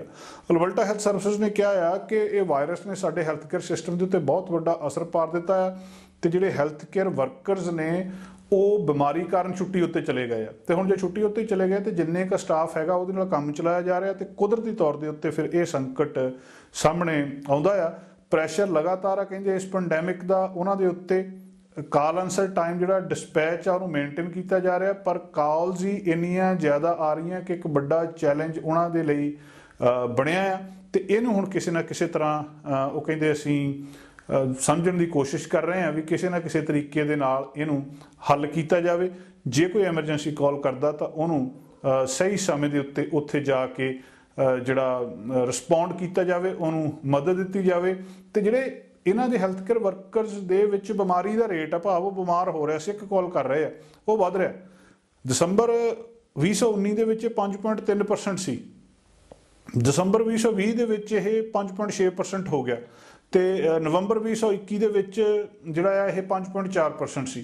ਹੁਣ ਇਹਦੇ ਵਿੱਚ ਜਿਹੜੀਆਂ ਤਬਦੀਲੀਆਂ ਆ ਰਹੀਆਂ ਆ ਉਹ ਵੀ ਇੱਕ ਵੱਡੀ ਸਮੱਸਿਆ ਹੈ, ਪਰ ਫਿਰ ਵੀ ਲੋਕ ਇਹਨਾਂ ਵਰਕਰਸ ਦੀ ਸਿਫਤ ਕਰ ਰਹੇ ਆ, ਜਿਹੜੇ ਦਿਨ ਰਾਤ ਇੱਕ ਕਰਕੇ ਓਵਰਟਾਈਮ ਕਰਕੇ ਲੋਕਾਂ ਦੀ ਮਦਦ ਕਰਨ ਦੀ ਕੋਸ਼ਿਸ਼ ਕਰ ਰਹੇ ਆ। ਪਰ ਸਟਾਫ ਦੀ ਸ਼ਾਰਟੇਜ, ਲੋਕਾਂ ਦੀਆਂ ਕਾਲਸ ਦਾ ਵਧਣਾ ਇੱਕ ਵੱਡੀ ਸਮੱਸਿਆ ਪੈਦਾ ਕਰ ਰਿਹਾ ਕਿ ਲੋਕਾਂ ਨੂੰ ਐਮਰਜੈਂਸੀ ਕਾਲ ਕਰਨ ਦੇ ਉੱਤੇ ਵੀ ਇੱਕ ਘੰਟਾ ਐਂਬੂਲੈਂਸ ਦੀ ਵੇਟ ਕਰਨੀ ਪੈ ਰਹੀ। ਕਈ ਲੋਕ ਇਸ ਕੋਵਿਡ-19 ਨੂੰ ਇੱਕ ਭੁਲੇਖਾ ਦੱਸਦੇ ਆ, ਇੱਕ ਵੈਸੇ ਹੀ ਖੜਾ ਕੀਤਾ ਹੋਊਗਾ ਦੱਸਦੇ ਆ, ਪਰ ਜਿਨ੍ਹਾਂ ਦੇ ਨਾਲ ਜੋ ਕੁਝ ਵਾਪਰਦਾ, ਜਿਹੜੇ ਇਸ ਸੰਕਟ ਦੇ ਵਿੱਚੋਂ ਲੰਘਦੇ ਆ, ਤਾਂ ਜਿਨ੍ਹਾਂ ਨੂੰ ਇਸ ਸੰਕਟ ਨੇ ਉਹਨਾਂ ਦਾ ਕੋਈ ਨਾ ਕੋਈ ਪਰਿਵਾਰ ਦਾ ਪਿਆਰਾ ਉਹਨਾਂ ਤੋਂ ਖੋਹ ਲਿਆ, ਉਹ ਇਸ ਦੁੱਖ ਨੂੰ ਮਹਿਸੂਸ ਕਰ ਸਕਦੇ ਆ। GoFundMe ਪੇਜ ਦੇ ਉੱਤੇ ਕੋਈ ਬੰਦਾ ਉਦੋਂ ਜਾਂਦਾ ਜਦੋਂ ਉਹਨੂੰ ਮਦਦ ਦੀ ਲੋੜ ਹੁੰਦੀ ਹੈ, ਲੋਕਾਂ ਨੂੰ ਬੇਨਤੀ ਕਰਦਾ ਕਿ ਮੈਨੂੰ ਮਦਦ ਕੀਤੀ ਜਾਵੇ, ਪੈਸੇ ਵੱਲੋਂ ਮੇਰੀ ਮਦਦ ਕੀਤੀ ਜਾਵੇ, ਤੁਸੀਂ ਡੋਨੇਟ ਕਰੋ। GoFundMe ਪੇਜ ਦੇ ਉੱਤੇ ਇੱਕ ਮਦਦ ਮੰਗੀ ਗਈ ਆ 5 ਸਾਲਾਂ ਦੀ ਬੱਚੀ ਦੇ ਫਿਊਨਲ ਦੇ ਲਈ। ਕੋਵਿਡ-19 ਨਾਲ ਉਹਦੀ ਮੌਤ ਹੋਈ ਆ। ਦੱਸਿਆ ਜਾ ਰਿਹਾ ਕਿ ਇੱਕ ਫੰਡ ਰੇਜ਼ਰ ਜਿਹੜਾ ਇਹ ਜਿਹੜਾ ਕੀਤਾ ਜਾ ਰਿਹਾ, ਇਹਦੇ ਲਈ ਲਿੰਡਸੀ ਦੀ ਬੇਟੀ ਐਵਾ ਮਾਈ ਅਰਬਮ, ਉਹਨੂੰ ਟੈਸਟ ਪੋਜ਼ਿਟਿਵ ਹੋਈ ਕੋਵਿਡ-19 ਨਾਲ। ਜਨਵਰੀ 2 ਨੂੰ, ਇੱਕ ਦਿਨ ਬਾਅਦ ਉਹਦੀ ਮੌਤ ਹੋ ਗਈ। ਪਰਿਵਾਰ ਬਹੁਤ ਵੱਡੇ ਸੰਕਟ ਦੇ ਵਿੱਚ ਆ, ਤੇ ਸੰਕਟ ਉਸ ਵੇਲੇ ਵੀ ਹੋਰ ਵੱਡਾ ਹੋ ਜਾਂਦਾ ਜਦੋਂ ਪੈਸੇ ਧੇਲੇ ਦੀ ਲੋੜ ਹੋਵੇ, ਤੇ ਉਹ ਵੀ ਫਿਊਨਲ ਦੇ ਲਈ ਉਹਨਾਂ ਨੇ GoFundMe ਪੇਜ ਬਣਾਇਆ। ਜੇ ਤੁਸੀਂ ਉਹਦੇ ਤੇ ਜਾ ਕੇ ਕੋਈ ਡੋਨੇਟ ਕਰ ਸਕਦੇ ਹੋ ਤਾਂ ਤੁਸੀਂ ਜ਼ਰੂਰ ਉਹਨਾਂ ਦੀ ਮਦਦ ਕਰੋ। ਉਹਨਾਂ ਨੇ ਦੱਸਦੇ ਆ ਕਿ ਇਹ ਬੱਚੀ ਜਿਹਦੀ ਮੌਤ ਹੋਈ ਆ, ਡਾਂਸ ਕਰਦੀ ਸੀ, ਗਾਉਂਦੀ ਸੀ, ਖੇਡਦੀ ਸੀ ਬਾਕੀ ਬੱਚਿਆਂ ਵਾਂਗੂ। ਤੇ ਜੇ ਤੁਸੀਂ ਇੱਥੇ ਡੋਨੇਟ ਕਰਦੇ ਹੋ ਤਾਂ ਜਿਹੜਾ ਐਵਾਮੀ ਦਾ ਪਰਿਵਾਰ ਆ ਸੱਚਮੁੱਚ ਤੁਹਾਡਾ ਧੰਨਵਾਦੀ ਹੋਵੇਗਾ। ਮਨੀ ਉਹ ਕਹਿੰਦੇ ਸਿੱਧੀ ਉਹਨਾਂ ਦੇ ਘਰਦਿਆਂ ਨੂੰ ਦਿੱਤੀ ਜਾਣੀ ਹੈ। ਇਸ ਮਾਮਲੇ ਦੇ ਵਿੱਚ $10,000 ਉਹਨਾਂ ਨੂੰ, ਹਾਲਾਂਕਿ ਉਹਨਾਂ ਨੇ ਮੰਗਿਆ ਹੈ, ਬੁੱਧਵਾਰ ਰਾਤ ਤੱਕ ਉਹਨਾਂ ਨੇ ਕਿਹਾ ਸੀ ਕਿ ਸਾਨੂੰ $10,000 ਦੀ ਲੋੜ ਆ, ਪਰ ਉਹਦੇ ਤੋਂ ਕਿਤੇ ਜ਼ਿਆਦਾ, ਦੁੱਗਣੇ ਤੋਂ ਵੀ ਜ਼ਿਆਦਾ ਉੱਥੇ ਪੈਸਾ ਇਕੱਠਾ ਹੋ ਚੁੱਕਿਆ। ਇੱਦਾਂ ਦੇ GoFundMe ਪੇਜ ਬਣਾਉਣ ਦੀ ਜ਼ਿੰਦਗੀ ਦੇ ਵਿੱਚ ਕਿਸੇ ਨੂੰ ਲੋੜ ਨਾ ਪਵੇ। ਇਹ ਸੰਕਟ ਆ ਜਿੱਥੇ ਇਹ ਵੀ ਦੱਸਦਾ ਆ ਕਿ ਕੋਵਿਡ-19 ਨੇ ਬੱਚਿਆਂ ਨੂੰ ਵੀ ਨਹੀਂ ਬਖਸ਼ਿਆ। ਬਹੁਤ ਸਾਰੇ ਲੋਕ ਕਹਿੰਦੇ ਆ ਕਿ ਨਹੀਂ, ਇਹ ਬੱਚਿਆਂ ਦੇ ਉੱਤੇ ਇਹਦਾ ਕੋਈ ਨਹੀਂ ਹੁੰਦਾ, ਇਹ ਐਵੇਂ ਗੱਲਾਂ ਬਾਤਾਂ ਆ, ਪਰ ਇਹ ਅੰਕੜੇ ਦੱਸਦੇ ਆ ਕਿ ਜਿਹੜੇ ਕੋਵਿਡ-19 ਦੇ ਨਾਲ ਓਨਟਾਰੀਓ ਦੇ ਵਿੱਚ ਇਹ 5 ਸਾਲ ਦੀ ਉਮਰ ਦੀ ਬੱਚੀ ਦੀ ਮੌਤ ਹੋਈ ਹੈ। ਔਰ ਡਾਟਾ ਇਹ ਵੀ ਦੱਸ ਰਿਹਾ ਕਿ 38 ਓਨਟਾਰੀਓ ਦੇ ਵਿੱਚ ਬੱਚੇ ਲਗਭਗ ਸੇਮ ਏਜ ਦੇ ਹੈਗੇ ਆ, ਹਸਪਤਾਲ ਦੇ ਵਿੱਚ ਲਿਜਾਂਦੇ ਗਏ ਆ ਜਿਨ੍ਹਾਂ ਨੂੰ ਕੋਵਿਡ-19 ਹੋਇਆ ਆ। ਔਰ 5 ਸਾਲ ਤੋਂ ਯੰਗ ਜਿਹੜੇ ਬੱਚੇ ਆ ਇਸ ਏਜ ਗਰੁੱਪ ਦੇ, ਤੁਹਾਨੂੰ ਇਹ ਵੀ ਪਤਾ ਕਿ ਉਹ ਵੈਕਸੀਨ ਦੇ ਲਈ ਐਲੀਜੀਬਲ ਨਹੀਂ ਆ, ਤੇ ਵੈਕਸੀਨੇਸ਼ਨ ਜਿਹੜੀ ਹੈਗੀ ਆ ਉਹ 5 ਤੋਂ 11 ਸਾਲ ਦੇ ਵਿਚਕਾਰ ਨਵੰਬਰ ਦੇ ਵਿੱਚ ਲੱਗਣੀ ਸ਼ੁਰੂ ਹੋਈ ਸੀ। ਤੇ ਬੁੱਧਵਾਰ ਨੂੰ ਜਿਹੜੇ ਡੈਮੋਗ੍ਰਾਫਿਕਸ ਆ ਉਹ ਦੱਸ ਰਹੇ ਆ ਕਿ ਵੈਕਸੀਨੇਸ਼ਨ ਰੇਟ ਕਾਫੀ ਲੋ ਆ। 44% ਜਿਹੜੇ ਉਹਨਾਂ ਨੇ ਫਸਟ ਡੋਜ਼ ਲਈ ਆ, ਤੇ 2% ਆ ਜਿਹੜੇ ਬੱਚੇ ਉਹਨਾਂ ਨੇ ਸਿਰਫ 2% ਆ ਜਿਨ੍ਹਾਂ ਨੇ ਦੋਵੇਂ ਡੋਜ਼ਸ ਲੈ ਰਹੀਆਂ। ਬੁੱਧਵਾਰ ਨੂੰ ਟੋਰਾਂਟੋ ਦੇ ਹਸਪੀਟਲ ਦੇ ਵਿੱਚ ਜਿਹੜੇ ਇਹ ਬਿਮਾਰ ਬੱਚੇ ਆ ਉਹਨਾਂ ਦੇ ਲਈ ਜਿਸ ਕਿਸਮ ਦਾ ਪ੍ਰਬੰਧ ਕੀਤਾ ਜਾ ਰਿਹਾ, ਔਰ ਕਿਹਾ ਜਾ ਰਿਹਾ ਕਿ ਹੁਣ ਜਿਹੜੀ ਪ੍ਰੈਗਨੈਂਟ ਲੇਡੀਜ਼ ਨੇ ਉਹਨਾਂ ਨੂੰ ਵੀ ਕੰਸੀਡਰ ਕਰਨਾ ਚਾਹੀਦਾ ਇਹਦੇ ਲਈ। ਸੋ ਦਸੰਬਰ ਦੇ ਅੱਧ ਤੱਕ ਜਿਹੜੇ ਬੱਚੇ ਆ ਉਹ 6 ਬੇਬੀਜ਼ ਜਿਹੜੇ 12 ਮਹੀਨੇ ਤੋਂ ਘੱਟ ਸੀਗੇ, ਉਹ ਵੀ ਕੋਵਿਡ-19 ਇਨਫੈਕਸ਼ਨ ਦੇ ਤਹਿਤ ਇੱਥੇ ਲਿਆਂਦੇ ਗਏ ਆ। ਜਿਹੜਾ ਇਹਦੇ ਤੋਂ ਪਹਿਲਾਂ, ਜਿਹੜੀ ਹੁਣ ਦੇ ਸਮੇਂ ਤੋਂ ਪਹਿਲਾਂ ਬੱਚਿਆਂ ਦੇ ਵਿੱਚ ਕੋਵਿਡ-19 ਹੋਣਾ ਬਹੁਤ ਰੇਅਰ ਸੀ, ਬਹੁਤ ਘੱਟ ਸੀਗੀ, ਪਰ ਹੁਣ ਉਹਨਾਂ ਦੇ ਵਿੱਚ ਵੀ ਇਹ ਕੇਸਿਸ ਸਾਹਮਣੇ ਆ ਰਹੇ ਆ। ਤੇ ਜਿਸ ਤਰੀਕੇ ਦੇ ਨਾਲ ਜਿਹੜੀ ਇਸ ਕਿਸਮ ਦੀ ਇਸ ਵਾਇਰਸ ਸਪਰੈਡ ਦੇ ਨਾਲ ਜਿਹੜੀ ਕੰਪਲੀਟ ਪਿਕਚਰ ਤੁਸੀਂ ਦੇਖਦੇ ਆ, ਜਿੰਨਾ ਵੱਡਾ ਰਿਸਕ ਬੱਚਿਆਂ ਨੂੰ ਆ, ਉਹ ਵੀ ਇੱਕ ਸਾਡੇ ਲਈ ਡਰਾਉਣੀ ਚੀਜ਼ ਵੀ ਹੈ, ਸਾਡੇ ਲਈ ਚਿੰਤਾ ਵਾਲੀ ਗੱਲ ਵੀ ਹੈ, ਤੇ ਸਾਨੂੰ ਇਸ ਚੀਜ਼ ਬਾਰੇ ਵੀ ਦੱਸਦੀ ਹੈ ਕਿ ਜਿੰਨਾ ਹੋ ਸਕਦਾ ਇਸ ਵਾਇਰਸ ਤੋਂ ਆਪਣਾ ਵਿਚਾਰ ਰੱਖਿਆ ਜਾਵੇ, ਬਹੁਤੀਆਂ ਕਨਸਪੀਰੇਸੀ ਥਿਊਰੀਜ਼ ਦੇ ਉੱਤੇ ਯਕੀਨ ਨਾ ਕੀਤਾ ਜਾਵੇ। ਕੋਵਿਡ-19 ਤੋਂ ਬਚਣ ਦਾ ਇੱਕੋ ਇੱਕ ਹੁਣ ਤੱਕ ਦਾ ਰਸਤਾ ਵੈਕਸੀਨੇਸ਼ਨ ਆ। ਸਾਰਿਆਂ ਨੂੰ ਵੈਕਸੀਨ ਲਵਾਉਣੀ ਚਾਹੀਦੀ ਆ। ਸਾਰਿਆਂ ਤੱਕ ਜਿੰਨਾ ਚਿਰ ਵੈਕਸੀਨ ਨਹੀਂ ਪਹੁੰਚਦੀ ਉਹਨਾਂ ਚਿਰ ਕੋਵਿਡ-19 ਤੋਂ ਬਚਿਆ ਨਹੀਂ ਜਾ ਸਕਦਾ। ਵੈਕਸੀਨ ਬਾਰੇ ਹਮੇਸ਼ਾ ਅੰਕੜੇ ਸਾਹਮਣੇ ਆਉਂਦੇ ਆ ਕਿ ਫਲਾਣੇ ਦੇਸ਼ ਦੇ ਵਿੱਚ ਇੰਨੇ % ਵੈਕਸੀਨ ਹੋ ਗਈ, ਫਲਾਣੇ ਦੇਸ਼ ਦੇ ਵਿੱਚ ਇੰਨੇ % ਜਿਹੜੀਆਂ ਦੋਵੇਂ ਡੋਜ਼ਸ ਲੱਗ ਗਈਆਂ ਵਗੈਰਾ ਵਗੈਰਾ। ਅੱਜ ਦੁਨੀਆ ਦੀਆਂ ਕੁਝ ਪ੍ਰਮੁੱਖ ਨਿਊਜ਼ ਏਜੰਸੀਜ਼ ਨੇ ਇੱਕ ਖਾਸ ਖਬਰ ਨੂੰ ਹਾਈਲਾਈਟ ਕੀਤਾ। ਖਬਰ ਇੰਡੀਆ ਤੋਂ ਆ, ਜਿੱਥੇ ਬਹੁਤ ਸਾਰੇ ਲੋਕਾਂ ਦੇ ਕੋਲ ਵੈਕਸੀਨ ਮਿਲ ਨਹੀਂ ਰਹੀ, ਬਹੁਤ ਸਾਰੇ ਦੇਸ਼ਾਂ ਦੇ ਵਿੱਚ ਵੈਕਸੀਨ ਅਜੇ ਤੱਕ ਪਹੁੰਚ ਹੀ ਨਹੀਂ ਰਹੀ, ਤੇ ਲੱਗਦਾ ਨਹੀਂ ਅਗਲੇ 2 ਸਾਲਾਂ ਤੱਕ ਇਹਨਾਂ ਸਾਰੇ ਲੋਕਾਂ ਨੂੰ ਵੈਕਸੀਨ ਲੱਗੇ। ਇੰਡੀਆ ਦੇ ਵਿੱਚ ਇੱਕ ਖਾਸ ਖਬਰ ਸਾਹਮਣੇ ਆਈ ਆ। ਇੱਕ ਵਿਅਕਤੀ ਜਿਹੜਾ ਕਿ ਰਿਟਾਇਰਡ ਪੋਸਟਮੈਨ ਦੱਸਿਆ ਜਾ ਰਿਹਾ, ਬ੍ਰਹਮਡਿਓ ਮੰਡਾਲ ਇਹਦਾ ਨਾਂ ਦੱਸਿਆ ਜਾ ਰਿਹਾ, 65 ਸਾਲ ਉਮਰ ਆ, ਬਿਹਾਰ ਦਾ ਇਹ ਰਹਿਣ ਵਾਲਾ ਆ। ਖਬਰ ਇਹ ਆ ਕਿ ਕਹਿੰਦੇ ਨੇ 8 ਵਾਰੀ ਪਿਛਲੇ ਸਾਲ ਦੇ ਵਿੱਚ ਵੈਕਸੀਨ ਲਵਾਈ ਆ। ਉਹਦਾ ਆਪਣਾ ਕਲੇਮ ਆ ਇਸ ਗੱਲ ਦਾ ਵੀ ਮੈਂ 11 ਡੋਜ਼ ਵੈਕਸੀਨ ਦੀਆਂ ਬਿਹਾਰ ਦੇ ਵਿੱਚ ਲਵਾ ਚੁੱਕਾ। ਰਿਟਾਇਰਡ ਪੋਸਟਮੈਨ ਦੱਸ ਰਿਹਾ ਕਿ ਮੈਂ ਇਸ ਕਰਕੇ ਲਵਾ ਰਿਹਾ ਕਿਉਂਕਿ ਵੈਕਸੀਨ ਲਵਾਉਣ ਦੇ ਨਾਲ ਮੇਰੇ ਜਿਹੜੀਆਂ ਸਰੀਰ ਦੀਆਂ ਦਰਦਾਂ ਠੀਕ ਹੋ ਜਾਂਦੀਆਂ, ਤੇ ਇਹਦਾ ਕਹਿੰਦੇ ਮਾੜਾ ਇਫੈਕਟ ਉਹ ਕਹਿੰਦਾ ਮੇਰੇ ਤੇ ਹਜੇ ਤੱਕ ਕੋਈ ਨਹੀਂ ਪਿਆ। ਆਪਣੇ ਆਪ ਦੇ ਵਿੱਚ ਖਬਰ ਸੱਚਮੁੱਚ ਹੈਰਾਨੀ ਵਾਲੀ ਆ ਕਿ ਬੰਦੇ ਨੇ 11 ਵਾਰੀ ਵੈਕਸੀਨ ਲਵਾ ਲਈ ਤੇ ਵੈਕਸੀਨ ਲਵਾਉਣ ਦੇ ਨਾਲ ਉਹਦੇ ਸਰੀਰ ਦੀਆਂ ਦਰਦਾਂ ਹਟ ਰਹੀਆਂ। ਪਤਾ ਨਹੀਂ ਇਹਦਾ ਆਪਣਾ ਭੁਲੇਖਾ ਆ ਤੇ ਆਪਣੇ ਭੁਲੇਖੇ ਦੇ ਵਿੱਚ ਇਹ ਵੈਕਸੀਨ ਲਵਾਈ ਜਾ ਰਿਹਾ ਜਾਂ ਸੱਚਮੁੱਚ ਇਹਦੇ ਉੱਤੇ ਕੋਈ ਇਸ ਤਰ੍ਹਾਂ ਦਾ ਅਸਰ ਹੁੰਦਾ ਆ। ਬ੍ਰਹਮਦੇਵ ਮੰਡਾਲ 65 ਸਾਲ ਦਾ ਇਹ ਵਿਅਕਤੀ ਦੁਨੀਆ ਦੀਆਂ ਅਖਬਾਰਾਂ ਦੇ ਵਿੱਚ ਅੱਜ ਚਰਚਾ ਦਾ ਵਿਸ਼ਾ ਬਣਿਆ ਹੋਇਆ ਆ। ਉਹ ਦੱਸਦੇ ਕਿ ਉਹ ਰੁਕਿਆ ਜਦੋਂ ਉਹਨੇ ਦੱਸਿਆ ਕਿ 12ਵੀਂ ਵਾਰੀ ਉਹ ਕੈਂਪ ਦੇ ਵਿੱਚ ਪਿਛਲੇ ਹਫ਼ਤੇ ਫੇਰ ਵੈਕਸੀਨ ਲਵਾਉਣ ਗਿਆ, ਤੇ ਉਹਦੇ ਤੋਂ ਬਾਅਦ ਉਹ ਰੁਕ ਗਿਆ।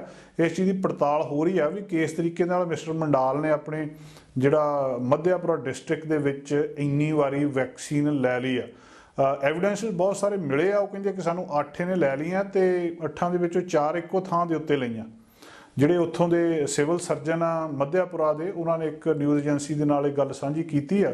ਵੈਕਸੀਨੇਸ਼ਨ 16 ਜਨਵਰੀ ਨੂੰ ਪਿਛਲੇ ਸਾਲ ਇੰਡੀਆ ਦੇ ਵਿੱਚ ਸ਼ੁਰੂ ਹੋਈ ਸੀ, ਤੇ 2 ਜਿਹੜੀਆਂ ਲੋਕਲੀ ਮੈਨੂਫੈਕਚਰਡ ਵੈਕਸੀਨ ਇੰਡੀਆ ਦੀਆਂ ਕੋਵੀਸ਼ੀਲਡ ਤੇ ਕੋਵੈਕਸਿਨ ਉਹ ਲੱਗ ਰਹੀਆਂ ਆ। ਦੋਵੇਂ ਡੋਜ਼ ਵੈਕਸੀਨ ਦੀਆਂ 12 ਤੋਂ 16 ਵੀਕ ਦੇ ਗੈਪ ਤੋਂ ਬਾਅਦ ਤੇ 4 ਤੋਂ 6 ਵੀਕ ਦੇ ਜਿਹੜੀ ਦੂਜੀ ਪਹਿਲੀ ਡੋਜ਼ ਆ ਉਹਦੇ ਤੋਂ ਬਾਅਦ ਲੱਗ ਰਹੀਆਂ ਆ। ਤੇ ਵੈਕਸੀਨੇਸ਼ਨ ਆਪਣੇ ਆਪ ਲੱਗ ਰਹੀ ਆ। 90,000 ਸੈਂਟਰ ਨੇ ਜਿਹੜੇ ਬਹੁਤੇ ਸਟੇਟ ਰਨ ਨੇ, ਸਟੇਟਸ ਜਿਹੜੀਆਂ ਉਹ ਰਨ ਕਰ ਰਹੀਆਂ ਪੂਰੇ ਦੇਸ਼ ਦੇ ਵਿੱਚ। ਬਹੁਤ ਵੱਡਾ ਰਿਕਾਰਡ ਇੰਡੀਆ ਦੇ ਵਿੱਚ ਵੈਕਸੀਨੇਸ਼ਨ ਦਾ ਸੈੱਟ ਕੀਤਾ ਗਿਆ, ਜਿਹੜਾ ਦੁਨੀਆ ਦੇ ਸਾਹਮਣੇ ਇੱਕ ਆਪਣੇ ਆਪ ਦੇ ਵਿੱਚ ਉਦਾਹਰਨ ਵੀ ਹੈ। ਹੁਣ ਵੈਕਸੀਨੇਸ਼ਨ ਕੈਂਪਸ ਲੱਗੇ ਆ ਜਿੱਥੇ ਵਾਕ-ਇਨ ਇਹ ਵੈਕਸੀਨੇਸ਼ਨ ਲੱਗ ਰਹੀ ਆ। ਆਨਲਾਈਨ ਰਜਿਸਟ੍ਰੇਸ਼ਨ ਦੀ ਤੁਹਾਨੂੰ ਲੋੜ ਹੀ ਨਹੀਂ। ਹੁਣ ਇਹ ਵਿਅਕਤੀ 11 ਵਾਰੀ ਵੈਕਸੀਨ ਕਿਸ ਤਰ੍ਹਾਂ ਲਵਾ ਗਿਆ, ਇਹ ਆਪਣੇ ਆਪ ਦੇ ਵਿੱਚ ਇੱਕ ਹੈਰਾਨੀ ਵਾਲੀ ਗੱਲ ਆ। ਤੁਹਾਡੇ ਕੋਲ ਜਿਹੜਾ ਪ੍ਰੂਫ ਹੋਣਾ ਚਾਹੀਦਾ, biometric card, voter ID, driving licence ਜਾਂ 10 ਡਾਕੂਮੈਂਟ ਰਜਿਸਟਰ ਕਰਨ ਦੇ ਲਈ, ਜਿਨ੍ਹਾਂ ਦੇ ਵਿੱਚ ਇੱਕ ਚਾਹੀਦਾ ਆ। ਹੁਣ ਡਾਟਾ ਜਿਹੜਾ ਉਹ ਗੈਦਰ ਕੀਤਾ ਜਾਂਦਾ ਤੇ ਉਹਨੂੰ ਫਿਰ ਇੰਡੀਆ ਦੀ ਵੈਕਸੀਨ ਪੋਰਟਲ ਕੋਵਿਨ ਦੇ ਉੱਤੇ ਅਪਲੋਡ ਕੀਤਾ ਜਾਂਦਾ, ਤੇ ਫਿਰ ਦੱਸਿਆ ਜਾ ਰਿਹਾ ਕਿ ਜਿਹੜੀ ਇਨਵੈਸਟੀਗੇਸ਼ਨ ਮਿਸਟਰ ਮੰਡਾਲ ਦੇ ਮਾਮਲੇ ਦੇ ਵਿੱਚ ਹੋ ਰਹੀ ਆ, ਇਹਨੇ 2 ਵੈਕਸੀਨ ਕਹਿੰਦੀ ਅੱਧੇ ਘੰਟੇ ਦੇ ਫਰਕ ਨਾਲ ਹੀ ਲਵਾ ਲਈਆਂ, ਤੇ ਟੋਟਲ ਜਿਹੜੀਆਂ 11 ਵੈਕਸੀਨ ਲਵਾ ਲਈਆਂ। ਤੇ ਹੁਣ ਕਿਸ ਤਰ੍ਹਾਂ ਨੇ ਰਜਿਸਟਰ ਕਰਵਾ ਲਿਆ, ਕਿਸ ਤਰ੍ਹਾਂ ਇਹ ਲਵਾਇਆ ਜਾ ਰਿਹਾ ਹੈ, ਤੇ ਕੀ ਇਹਦੇ ਪਿੱਛੇ ਕਾਰਨ ਆ, ਤੇ ਕੀ ਸੱਚਮੁੱਚ ਵੈਕਸੀਨ ਲਵਾਉਣ ਦੇ ਨਾਲ ਜਿਹੜੀਆਂ ਸਰੀਰ ਦੀਆਂ ਦਰਦਾਂ ਦੇ ਉੱਤੇ ਕੋਈ ਅਸਰ ਹੁੰਦਾ। ਹਜੇ ਤੱਕ ਤਾਂ ਇੱਦਾਂ ਦੀ ਕੋਈ ਸੂਚਨਾ ਕਿਸੇ ਸਾਇੰਟਿਸਟ ਵੱਲੋਂ ਸਾਹਮਣੇ ਨਹੀਂ ਆਈ। ਸੋ ਇਸ ਵਿਅਕਤੀ ਦੁਆਰਾ ਇੰਨੀ ਵਾਰੀ ਵੈਕਸੀਨ ਲਵਾਇਆ ਜਾਣਾ ਆਪਣੇ ਆਪ ਦੇ ਵਿੱਚ ਹੈਰਾਨੀ ਵਾਲੀ ਗੱਲ ਹੈ, ਤੇ ਦੁਨੀਆ ਦੀਆਂ ਅਖਬਾਰਾਂ ਨੇ ਇਸ ਖਬਰ ਦਾ ਧਿਆਨ ਖਿੱਚਿਆ। ਵੈਕਸੀਨ ਦੇ ਮਾਮਲੇ ਵਿੱਚ ਕੈਨੇਡਾ ਕੋਲ ਜਿੰਨੀ ਵੈਕਸੀਨ ਚਾਹੀਦੀ ਆ ਉਹਦੇ ਤੋਂ ਕਿਤੇ ਜ਼ਿਆਦਾ ਵੈਕਸੀਨ ਮੌਜੂਦ ਆ, ਪਰ ਕੈਨੇਡਾ ਦੇ ਵਿੱਚ ਵੈਕਸੀਨੇਸ਼ਨ ਰੇਟ ਉਨਾ ਜ਼ਿਆਦਾ ਨਹੀਂ ਆ। ਵੈਕਸੀਨੇਸ਼ਨ ਉਨੀ ਜ਼ਿਆਦਾ ਤੇਜ਼ੀ ਨਾਲ ਨਹੀਂ ਲੱਗ ਰਹੀ ਜਿੰਨੀ ਜ਼ਿਆਦਾ ਤੇਜ਼ੀ ਨਾਲ ਲੱਗਣੀ ਚਾਹੀਦੀ ਹੈ। ਬਹੁਤ ਸਾਰੀਆਂ ਥਾਵਾਂ 'ਤੇ ਅਸੀਂ ਸੁਣਦੇ ਹਾਂ ਕਿ ਹੁਣ ਬੂਸਟਰ ਸ਼ਾਟ ਲਵਾਉਣ ਦੇ ਲਈ ਲੰਬੀਆਂ ਲਾਈਨਾਂ ਲੱਗੀਆਂ, ਜਿਨ੍ਹਾਂ ਨੂੰ ਘੱਟ ਕਰਨ ਦਾ ਯਤਨ ਕੀਤਾ ਜਾ ਰਿਹਾ। ਅਸੀਂ ਇੱਕ ਵੇਲੇ ਫੇਰ ਦੁਬਾਰਾ ਪਬਲਿਕ ਹੈਲਥ ਜਿਹੜੀਆਂ ਰਿਸਟ੍ਰਿਕਸ਼ਨਸ ਨੇ ਉਹਨਾਂ ਦੇ ਥੱਲੇ ਜੀ ਰਹੇ ਹਾਂ। ਸਕੂਲ ਬੰਦ ਹੋ ਰਹੇ ਆ, ਰੈਸਟੋਰੈਂਟ ਬੰਦ ਹੋ ਰਹੇ ਆ। ਆਪਣੇ ਆਪ ਦੇ ਵਿੱਚ ਇਤਿਹਾਸ ਦੁਹਰਾਇਆ ਜਾ ਰਿਹਾ। ਵਾਇਰਸ ਦੀ ਸਪੀਡ ਨੂੰ ਫੈਲਣ ਤੋਂ ਕਿੱਦਾਂ ਘੱਟ ਕੀਤਾ ਜਾ ਸਕਦਾ, ਲਗਾਤਾਰ ਮਰੀਜ਼ਾਂ ਦੀ ਗਿਣਤੀ ਹਸਪਤਾਲਾਂ ਦੇ ਵਿੱਚ ਵੱਧ ਰਹੀ ਹੈ, ਇਹਨੂੰ ਕਿੱਦਾਂ ਘੱਟ ਕੀਤਾ ਜਾ ਸਕਦਾ, ਇਹ ਸਾਰੇ ਦਾ ਇੱਕੋ ਇੱਕ ਤਰੀਕਾ ਹੈ ਕਿ ਕਿਸੇ ਤਰ੍ਹਾਂ ਲੋਕਾਂ ਨੂੰ ਵੈਕਸੀਨ ਲਾਈ ਜਾਵੇ। 1 ਵੈਕਸੀਨ, 2 ਵੈਕਸੀਨ ਤੇ ਫਿਰ ਬੂਸਟਰ ਸ਼ਾਟ। ਸਵਾਲ ਇੱਕ ਬਹੁਤ ਵੱਡਾ ਕੈਨੇਡਾ ਦੇ ਵਿੱਚ ਇਸ ਵੇਲੇ ਉੱਠ ਰਿਹਾ ਹੈ। ਬਹੁਤ ਸਾਰੇ ਜਿਹੜੇ ਇੱਥੋਂ ਦੇ ਮਾਹਰ ਨੇ ਉਹਨਾਂ ਨੇ ਇਹਦੇ ਉੱਤੇ ਸਵਾਲੀਆ ਨਿਸ਼ਾਨ ਲਾਏ ਆ ਕਿ ਫਿਰ ਜੇ ਵੈਕਸੀਨ ਸਾਡੇ ਕੋਲ ਅਵੇਲੇਬਲ ਆ ਤੇ ਵੈਕਸੀਨ ਲਾਈ ਕਿਉਂ ਨਹੀਂ ਜਾ ਰਹੀ। ਕੀ ਸਟਾਫ ਦੀ ਘਾਟ ਆ, ਲਾਉਣ ਵਾਲਿਆਂ ਦੀ ਘਾਟ ਆ, ਲੋਕ ਲਵਾਉਣ ਲਈ ਤਿਆਰ ਆ? ਕੀ ਸਰਕਾਰ ਉਹਨਾਂ ਦੇ ਉੱਤੇ ਥੋੜੇ ਜਿਹੇ ਵੱਧ ਪੈਸੇ ਖਰਚ ਕੇ, ਵੱਧ ਪੇ ਦੇ ਕੇ, ਵੱਧ ਬੰਦੇ ਰਿਕਰੂਟ ਕਰਕੇ ਸਾਰੇ ਕੈਨੇਡੀਅਨ ਨੂੰ ਵੈਕਸੀਨ ਨਹੀਂ ਲਵਾ ਸਕਦੀ? ਇੱਕ ਪਾਸੇ ਮਿਲੀਅਨ ਬਿਲੀਅਨ ਡਾਲਰ ਦੇ ਵਿੱਚ ਖਾਮਿਆਜਾ ਭੁਗਤਣਾ ਪੈ ਰਿਹਾ, ਬਿਜ਼ਨਸ ਬੰਦ ਹੋਏ ਆ, ਟਰੈਵਲ ਬੰਦ ਹੋਇਆ, ਕਿੰਨਾ ਕੁਝ ਬੰਦ ਹੋਇਆ, ਤੇ ਦੂਜੇ ਪਾਸੇ ਕੁਝ ਜਿਹੜੇ ਤੁਹਾਨੂੰ ਮੁਲਾਜ਼ਮ ਹੋਰ ਰੱਖ ਕੇ ਲੋਕਾਂ ਦੇ ਵੈਕਸੀਨ ਲਵਾਉਣ ਦੇ ਲਈ ਕੀ ਯਤਨ ਨਹੀਂ ਕੀਤੇ ਜਾਣੇ ਚਾਹੀਦੇ? ਜਾਂ ਇਹਦੇ ਪਿੱਛੇ ਘਾਟ ਕੀ ਆ? ਜਿੰਨੀ ਸਾਡੇ ਕੋਲ ਵੈਕਸੀਨ ਅਵੇਲੇਬਲ ਆ ਉਨੀ ਤੇਜ਼ੀ ਦੇ ਨਾਲ ਲੱਗ ਕਿਉਂ ਨਹੀਂ ਰਹੀ? ਇਹ ਗੱਲ ਸਾਰੇ ਮੰਨਦੇ ਆ ਕਿ ਵੈਕਸੀਨ ਲੱਗਣ ਦੇ ਵਿੱਚ ਦੇਰੀ ਹੋ ਰਹੀ ਹੈ। ਅੰਟੈਰੀਓ ਦੇ chief medical officer of health ਨੇ ਡਾਕਟਰ ਕਿਰਨ ਮੂਰ, ਉਹਨਾਂ ਨੇ ਵੀਰਵਾਰ ਨੂੰ ਇਹ ਗੱਲਬਾਤ ਜਿਹੜੀ ਐਮਰਜੈਂਸੀ ਪਬਲਿਕ ਹੈਲਥ ਮੈਜਰਸ ਦੇ ਉੱਤੇ ਦੱਸੀ ਹੈ ਕਿ ਸਾਨੂੰ ਇੱਕ ਬਹੁਤ ਕ੍ਰੂਸ਼ੀਅਲ ਟਾਈਮ ਦੇ ਰਿਹਾ ਹੈ ਤੇ ਸਾਨੂੰ ਸਭ ਤੋਂ ਜ਼ਿਆਦਾ ਇਸ ਵੇਲੇ ਜ਼ਰੂਰਤ ਆ ਕਿ ਬੂਸਟਰ ਸ਼ਾਟ ਨੂੰ ਐਕਸਲਰੇਟ ਕੀਤਾ ਜਾਵੇ। ਹੁਣ ਮਿਡ ਦਸੰਬਰ ਤੋਂ ਬਾਅਦ, ਇਹ ਮਿਡ ਦਸੰਬਰ ਦੇ ਨੇੜੇ ਤੇੜੇ ਪਲਾਨ ਬਣ ਗਿਆ ਸੀ ਕੈਨੇਡਾ ਦੇ ਵਿੱਚ ਬੂਸਟਰ ਸ਼ਾਟ ਲੱਗਣਾ ਆ, ਤੇ ਹੁਣ ਬੂਸਟਰ ਸ਼ਾਟ ਇਹਨਾਂ ਇੰਜੈਕਸ਼ਨ ਜਿਹੜੇ ਆ ਲੋਕਾਂ ਦੀਆਂ ਬਾਹਾਂ ਤੱਕ ਪਹੁੰਚ ਕਿਉਂ ਨਹੀਂ ਰਹੇ, ਜਦੋਂ ਕਿ ਇਸ ਵੇਲੇ ਸਭ ਤੋਂ ਜ਼ਿਆਦਾ ਵੈਕਸੀਨੇਸ਼ਨ ਦੀ ਲੋੜ ਆ ਤੇ ਵੈਕਸੀਨੇਸ਼ਨ ਦਾ ਕੰਮ ਬਹੁਤ ਆਰਾਮ ਦੇ ਨਾਲ ਚੱਲ ਰਿਹਾ ਆ। ਮੈਜੋਰਿਟੀ ਕੈਨੇਡੀਅਨ ਦੀ ਬੂਸਟਰ ਸ਼ਾਟ ਚਾਹੁੰਦੀ ਆ ਤੇ ਉਹ ਹੁਣ ਹੀ ਲਵਾਉਣਾ ਚਾਹੁੰਦੀ ਆ, ਪਰ ਜਿਹੜੀਆਂ ਉਹਦੀਆਂ ਐਨਫ ਡੋਜ਼ਸ ਵੀ ਸਾਡੇ ਕੋਲ ਹੈਗੀਆਂ ਜੋ ਕੁਝ ਚਾਹੀਦਾ ਹੈ, ਤਾਂ ਫਿਰ ਘਾਟ ਕਿੱਥੇ ਆ? ਲਗਾਤਾਰ ਜਿਹੜੀ ਡੇਲੀ ਇੱਕ ਪਾਸੇ ਤੁਸੀਂ ਓਮਿਕਰੋਨ ਇਨਫੈਕਸ਼ਨ ਦੇਖ ਲਓ ਕਿੰਨੀ ਤੇਜ਼ੀ ਦੇ ਨਾਲ ਵੱਧਦੀ ਆ, ਜਿਵੇਂ ਹਾਕੀ ਦੀ ਸਟਿਕ ਹੁੰਦੀ ਹੈ ਇਸ ਤਰੀਕੇ ਦੇ ਨਾਲ ਇਹਦਾ ਗ੍ਰਾਫ ਉੱਪਰਲੇ ਪਾਸੇ ਜਾ ਰਿਹਾ, ਤੇ ਦੂਜੇ ਪਾਸੇ ਤੁਸੀਂ ਜਿਹੜੀ ਵੈਕਸੀਨ ਲੱਗਣੀ ਆ ਉਹਦਾ ਗ੍ਰਾਫ ਦੇਖ ਲਓ। ਇਹਨਾਂ ਦੇ ਵਿੱਚ ਜ਼ਮੀਨ ਅਸਮਾਨ ਦਾ ਫਰਕ ਜਿਹੜਾ ਸਾਡੇ ਸਾਹਮਣੇ ਆ ਰਿਹਾ ਹੈ। ਬਹੁਤ ਸਾਰੇ ਪ੍ਰੋਵਿੰਸਿਸ ਨੇ ਉਹ ਇਹ ਕਹਿ ਰਹੇ ਜੀ ਤੁਸੀਂ ਸਾਨੂੰ ਕਾਲ ਨਾ ਕਰੋ ਵੈਕਸੀਨ ਲਵਾਉਣ ਦੇ ਲਈ, ਅਸੀਂ ਤੁਹਾਨੂੰ ਕਾਲ ਕਰਾਂਗੇ, ਤੇ ਲੋਕ ਕਾਲ ਦੀ ਉਡੀਕ ਕਰੀ ਜਾ ਰਹੇ ਆ ਕਿ ਕਦੋਂ ਕਾਲ ਸਾਨੂੰ ਆਊਗੀ। ਬ੍ਰਿਟਿਸ਼ ਕੋਲੰਬੀਆ ਦੇ ਵਿੱਚ ਬਹੁਤੇ ਲੋਕ ਜਿਹੜੇ ਪਹਿਲਾਂ ਐਲੀਜੀਬਲ ਨੇ ਬੂਸਟਰ ਸ਼ਾਟ ਦੇ ਲਈ, ਔਰ ਉਹ 6 ਮਹੀਨੇ ਤੋਂ ਬਾਅਦ ਸੈਕੰਡ ਸ਼ਾਟ ਤੋਂ ਬਾਅਦ ਇਹ ਜਿਹੜੀ ਬੂਸਟਰ ਸ਼ਾਟ ਆ ਉਹ ਲਵਾ ਸਕਦੇ ਆ, ਤੇ ਸਰਕਾਰ ਜਿਹੜੀ ਆ ਪਰਸਨਲ ਇਨਵੀਟੇਸ਼ਨ ਕਹਿੰਦੇ ਤੁਹਾਨੂੰ ਭੇਜਾਂਗੇ, ਉਹਦੇ ਤੋਂ ਬਾਅਦ ਬੂਸਟਰ ਸ਼ਾਟ ਲੱਗਣਗੇ ਤੇ ਹੌਲੀ ਹੌਲੀ ਲੋਕਾਂ ਨੂੰ ਮਿਲ ਵੀ ਰਹੇ ਆ। ਅੰਟੈਰੀਓ ਦੇ ਵਿੱਚ ਉਹਨਾਂ ਨੇ ਮਤਲਬ ਜਿਹੜੀ ਹੰਗਰ ਗੇਮ ਅਪਰੋਚ ਕੀਤੀ ਆ ਕਿ ਤੁਹਾਨੂੰ ਜਿਹੜਾ ਜ਼ਿਆਦਾ ਕੰਮ ਕਰਦਾ ਫੋਨ ਦੇ ਉੱਤੇ, ਇੰਟਰਨੈਟ ਦੇ ਉੱਤੇ ਜਾਂ ਕਿਊਜ਼ ਦੇ ਵਿੱਚ, ਉਹ ਜਿੱਤ ਜਾਂਦਾ, ਉਹਨੂੰ ਵੈਕਸੀਨ ਜਲਦੀ ਲੱਗ ਜਾਂਦੀ ਹੈ। 18 ਸਾਲ ਤੋਂ ਉੱਪਰ ਵਾਲੇ ਸਾਰੇ ਐਲੀਜੀਬਲ ਨੇ ਬੂਸਟਰ ਸ਼ਾਟ ਦੇ ਲਈ। ਗੈਪ ਹੋਣਾ ਚਾਹੀਦਾ ਸੈਕੰਡ ਡੋਜ਼ ਦੇ ਵਿੱਚ 3 ਮਹੀਨਿਆਂ ਤੋਂ ਘੱਟ ਨਹੀਂ ਹੋਣਾ ਚਾਹੀਦਾ, ਪਰ ਬਹੁਤ ਸਾਰੀਆਂ ਅਪੁਆਇੰਟਮੈਂਟਸ ਹੈਗੀਆਂ ਆ ਉਹ ਮਤਲਬ ਬਹੁਤ ਘੱਟ ਉਹਨਾਂ ਨੂੰ ਉਸ ਤਰੀਕੇ ਦੇ ਨਾਲ ਅਪੁਆਇੰਟਮੈਂਟ ਮਿਲ ਰਹੀਆਂ ਆ। ਸਰਕਾਰ ਦੇ ਆਪਣੇ ਤੈਅ ਕੀਤੇ ਹੋਏ ਨਿਸ਼ਾਨਿਆਂ ਤੋਂ ਵੀ ਪਿੱਛੇ ਵੈਕਸੀਨੇਸ਼ਨ ਦਾ ਕੰਮ ਰਹਿ ਰਿਹਾ ਹੈ। 16 ਦਸੰਬਰ ਤੋਂ ਬਾਅਦ ਜੇ ਇਸ ਤਰੀਕੇ ਦੇ ਨਾਲ ਓਮਿਕਰੋਨ ਦੀ ਗਿਣਤੀ ਵਧੀ ਆ, ਉਸੇ ਤਰ੍ਹਾਂ ਬੂਸਟਰ ਸ਼ਾਟ ਦੀ ਗਿਣਤੀ ਨਹੀਂ ਵਧੀ। ਬੂਸਟਰ ਸ਼ਾਟ ਜਿਹੜੇ ਲੱਗਣੇ ਚਾਹੀਦੇ ਸੀ ਰੋਜ਼ 3 ਲੱਖ ਦੇ ਕਰੀਬ, ਉਸ ਤਰੀਕੇ ਦੇ ਨਾਲ ਅੰਟੈਰੀਓ ਦੇ ਵਿੱਚ ਨਹੀਂ ਲੱਗ ਰਿਹਾ। 14 ਦਸੰਬਰ ਤੋਂ 23 ਦਸੰਬਰ ਦੇ ਵਿੱਚ ਜਿਹੜੇ ਅੰਟੈਰੀਓ ਦੇ ਵਿੱਚ ਦੇਖਿਆ ਜਾਵੇ ਤਾਂ ਇੱਕ ਤੋਂ ਜਿਹੜੇ ਨਿਤ ਦੁੱਗਣੇ ਹੋ ਰਹੇ ਆ।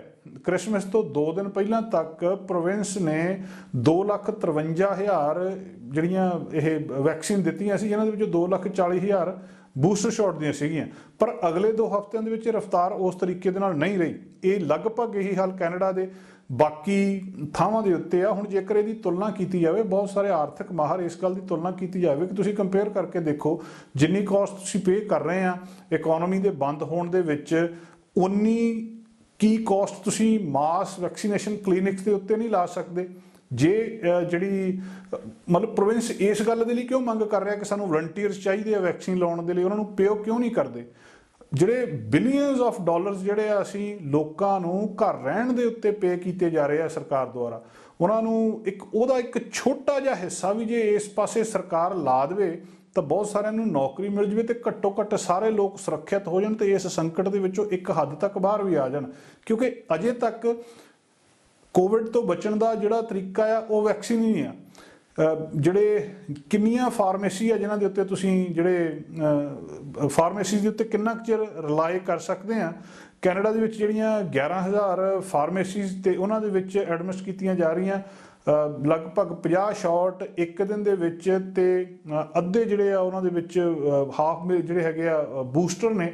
ਹੁਣ ਇਹ ਸਾਰੇ ਕੁਛ ਦੇ ਵਿੱਚ ਜਿੰਨੀ ਵੈਕਸੀਨ ਸਾਡੇ ਕੋਲ ਅਵੇਲੇਬਲ ਆ ਤੇ ਜਿੰਨੀ ਲੱਗਣੀ ਚਾਹੀਦੀ ਆ, ਉਹਦੇ ਵਿੱਚ ਕਿਤੇ ਨਾ ਕਿਤੇ ਗੈਪ ਆ। ਜੇ ਸਰਕਾਰ ਥੋੜੇ ਜਿਹੇ ਪੈਸੇ ਉਧਰਲੇ ਪਾਸੇ ਜ਼ਿਆਦਾ ਲਾ ਕੇ ਤੇਜ਼ੀ ਦੇ ਨਾਲ ਵੈਕਸੀਨ ਲਾ ਦੇਵੇ, ਹੋ ਸਕਦਾ ਬਹੁਤ ਵੱਡਾ ਬਚਾਅ ਕੈਨੇਡਾ ਦਾ ਇਸ ਵਾਇਰਸ ਤੋਂ ਹੋ ਜਾਵੇ। ਕੋਵਿਡ-19 ਜਦੋਂ ਜ਼ਿਆਦਾ ਫੈਲਿਆ ਉਦੋਂ ਸਰਕਾਰਾਂ ਨੇ ਪਾਬੰਦੀਆਂ ਵਧਾ ਦਿੱਤੀਆਂ। ਪਾਬੰਦੀਆਂ ਇੱਕਸਾਰ ਕਿਸੇ ਵੀ ਦੇਸ਼ ਜਾਂ ਇੱਕ ਦੇਸ਼ ਦੇ ਵਿੱਚ ਸਾਰੇ ਸੂਬਿਆਂ ਦੇ ਵਿੱਚ ਇੱਕਸਾਰ ਨਹੀਂ ਰਹੀਆਂ। ਕਿਸੇ ਦੇਸ਼ ਨੇ ਜ਼ਿਆਦਾ ਸਖਤ ਪਾਬੰਦੀਆਂ ਕੀਤੀਆਂ, ਕਿਸੇ ਨੇ ਕੁਛ ਢਿੱਲ ਕਰ ਦਿੱਤੀ। ਖਾਸ ਕਰ ਟਰੈਵਲ ਇੰਡਸਟਰੀ ਦੇ ਮਾਮਲੇ ਦੇ ਵਿੱਚ ਕਈ ਦੇਸ਼ ਜਿਹੜੇ ਆ ਉਹ ਇਸ ਦੇ ਮਾਮਲੇ 'ਚ ਬਹੁਤ ਸਖਤ ਸੀ, ਉਹਨਾਂ ਨੇ ਬਿਲਕੁਲ ਹੀ ਆਉਣਾ ਜਿਹੜਾ ਬੰਦ ਕਰ ਦਿੱਤਾ, ਫਲਾਈਟਸ ਜਿਹੜੀਆਂ ਰੋਕ ਦਿੱਤੀਆਂ। ਕੁਝ ਦੇਸ਼ਾਂ ਨੇ ਇਹਦੇ ਉੱਤੇ ਢਿੱਲ ਰੱਖੀ। ਇਸੇ ਤਰ੍ਹਾਂ ਕੁਆਰੰਟਾਈਨ ਆਈਸੋਲੇਸ਼ਨ ਦੇ ਰੂਲਸ ਦੇ ਉੱਤੇ ਵੀ ਕਿਸੇ ਨੇ 15 ਦਿਨ, ਕਿਸੇ ਨੇ 10 ਦਿਨ ਤੇ ਕਿਸੇ ਨੇ 5 ਦਿਨ। ਲੋਕਾਂ ਨੇ ਸਵਾਲ ਇਹਦੇ ਉੱਤੇ ਚੁੱਕੇ ਕਿ ਇਹਦੇ ਪਿੱਛੇ ਸਾਇੰਸ ਕਿਹੜੀ ਆ? ਕੀ ਸਾਇੰਸ ਸਾਰੇ ਦੇਸ਼ਾਂ ਦੇ ਵਿੱਚ ਇੱਕ ਕੰਮ ਨਹੀਂ ਕਰਦੀ? ਇੱਕ ਦੇਸ਼ ਦੇ ਸਾਰੇ ਸੂਬਿਆਂ ਦੇ ਵਿੱਚ ਇੱਕ ਸਾਇੰਸ ਦੇ ਨਿਯਮ ਨਹੀਂ ਚੱਲਦੇ? ਜੇ 15 ਦਿਨ ਦੇ ਵਿੱਚ ਹੀ ਬੰਦਾ ਇਨਫੈਕਸ਼ਨ ਤੋਂ ਠੀਕ ਹੋ ਸਕਦਾ ਤਾਂ ਫਿਰ 5 ਦਿਨ ਦੀ ਢਿੱਲ ਕਿਉਂ ਦਿੱਤੀ ਜਾਵੇ? ਤੇ ਜੇ ਇੱਕ ਸੂਬਾ 5 ਦਿਨ ਦੀ ਢਿੱਲ ਦੇ ਰਿਹਾ ਤਾਂ ਫਿਰ ਦੂਜਾ ਸੂਬਾ 5 ਦਿਨ ਦੀ ਢਿੱਲ ਕਿਉਂ ਨਹੀਂ ਦੇ ਰਿਹਾ? ਉਹਦੇ ਉੱਤੇ ਸਖਤ ਜਿਹੜੇ ਕਾਨੂੰਨ ਕਿਉਂ ਲਾਗੂ ਕੀਤੇ ਜਾਂਦੇ ਆ? ਐਸੇ ਕਿਸਮ ਦੀ ਮੰਗ ਜਿਹੜੀ ਕੈਨੇਡੀਅਨ ਟਰੈਵਲ ਇੰਡਸਟਰੀ ਐਸੋਸੀਏਸ਼ਨ ਆ ਉਹ ਫੈਡਰਲ ਪਾਲਿਸੀ ਮੇਕਰਸ ਤੋਂ ਮੰਗ ਕਰ ਰਹੀ ਆ ਕਿ ਜਿਹੜੀਆਂ ਟੈਸਟਿੰਗ ਰਿਸਟ੍ਰਿਕਸ਼ਨਸ ਆ ਬਾਹਰ ਦੇ ਯਾਤਰੀਆਂ ਦੀ ਕੈਨੇਡਾ ਵਿੱਚ ਆਉਣ ਦੇ ਲਈ ਉਹਨੂੰ ਥੋੜਾ ਜਿਹਾ ਢਿੱਲਾ ਕਰੋ। ਬਹੁਤ ਸਾਰੇ ਦੇਸ਼ਾਂ ਨੇ ਇਸ ਮਾਮਲੇ ਦੇ ਵਿੱਚ ਢਿੱਲ ਵਰਤੀ ਹੈ। ਰੈਪਿਡ ਟੈਸਟ ਜਿਹੜੇ ਬਹੁਤ ਸਾਰੇ ਅਵੇਲੇਬਲ ਆ ਦੁਨੀਆ ਦੇ ਵਿੱਚ, ਵੈਕਸੀਨੇਸ਼ਨ ਕਾਫੀ ਜ਼ਿਆਦਾ ਆ, ਟੈਸਟਿੰਗ ਪ੍ਰੋਸੈਸ ਕਾਫੀ ਜ਼ਿਆਦਾ ਕਰ ਰਹੀ ਹੈ ਕੈਨੇਡਾ ਦੇ ਵਿੱਚ ਆਉਣ ਵਾਲਿਆਂ ਦੇ ਲਈ ਅਜੇ। ਪਰ ਫਿਰ ਵੀ ਇਹ ਸਾਰੇ ਕੁਝ ਦੇ ਬਾਵਜੂਦ ਕੈਨੇਡਾ ਦੇ ਵਿੱਚ ਅਜੇ ਵੀ ਨਿਯਮ ਕਾਫੀ ਸਖਤ ਨੇ ਜੇਕਰ ਇਹਦਾ ਮੁਕਾਬਲਾ ਘੱਟੋ ਘੱਟ G7 ਕੰਟਰੀਜ਼ ਦੇ ਨਾਲ ਹੀ ਕੀਤਾ ਜਾਵੇ। ਬ੍ਰਿਟਨ ਜਿਹੜਾ ਲੇਟੈਸਟ ਆ ਜਿਹਨੇ ਬਹੁਤ ਸਾਰੀਆਂ ਆਪਣੀਆਂ ਐਂਟਰੀ ਰਿਕੁਆਇਰਮੈਂਟਸ ਨੂੰ ਪਿਛਲੇ ਦਿਨਾਂ ਦੇ ਵਿੱਚ ਡ੍ਰੌਪ ਕੀਤਾ ਹੈ। ਬਹੁਤ ਸਾਰੇ ਪ੍ਰੋਵਿੰਸਿਸ ਨੇ ਟੈਸਟਿੰਗ ਤੇ ਆਈਸੋਲੇਸ਼ਨ ਦੇ ਰਿਕੁਆਇਰਮੈਂਟ ਜਿਹੜੇ ਇੰਡਸਟਰੀ ਦੇ ਐਕਸਪਰਟ ਦੱਸ ਰਹੇ ਆ ਕਿ ਘਟਾਈਆਂ ਆ, ਕੁਛ ਨੇ ਪਾਲਿਸੀ ਉਸੇ ਤਰ੍ਹਾਂ ਹੀ ਸਖਤ ਰੱਖੀਆਂ। G7 ਦੇ ਵਿੱਚ France, Germany, Italy, Japan, Britain, United States restrictions ਜਿਹੜੀਆਂ ਘਟੀਆਂ ਆ। ਜਿੱਦਾਂ ਜਿੱਦਾਂ ਅਸੀਂ ਉਹ ਕਹਿੰਦੇ ਇਹਨੂੰ ਲੂਜ਼ ਕਰ ਰਹੇ ਆ ਸਾਰੇ ਕੁਛ ਨੂੰ, ਆਈਸੋਲੇਸ਼ਨ ਪੀਰੀਅਡ ਨੂੰ, ਉਸੇ ਤਰ੍ਹਾਂ ਸਾਨੂੰ ਵੀ ਇਹ ਸਾਰੇ ਕੁਛ ਨੂੰ ਉਸੇ ਤਰ੍ਹਾਂ ਫੋਲੋ ਕਰਨਾ ਚਾਹੀਦਾ ਆ। ਜਿਹੜੇ tourism industry association of Canada TIAC ਦੇ ਪ੍ਰੈਜ਼ੀਡੈਂਟ ਆ ਇਸ ਗੱਲ ਦੀ ਮੰਗ ਕਰ ਰਹੇ ਆ। ਉਹ ਕਹਿੰਦੇ ਸਾਨੂੰ ਅਸੀਂ ਇਸ ਗੱਲ ਦੇ ਲਈ ਕਹਿ ਰਹੇ ਹਾਂ ਕਿ ਜਿੱਥੇ ਸਾਨੂੰ ਰੈਪਿਡ ਟੈਸਟ ਅਰਾਈਵਲ ਦੇ ਉੱਤੇ ਕਰਨਾ ਚਾਹੀਦਾ ਉੱਥੇ ਇਹਨੂੰ ਜ਼ਰੂਰ ਕਰਨਾ ਚਾਹੀਦਾ ਹੈ।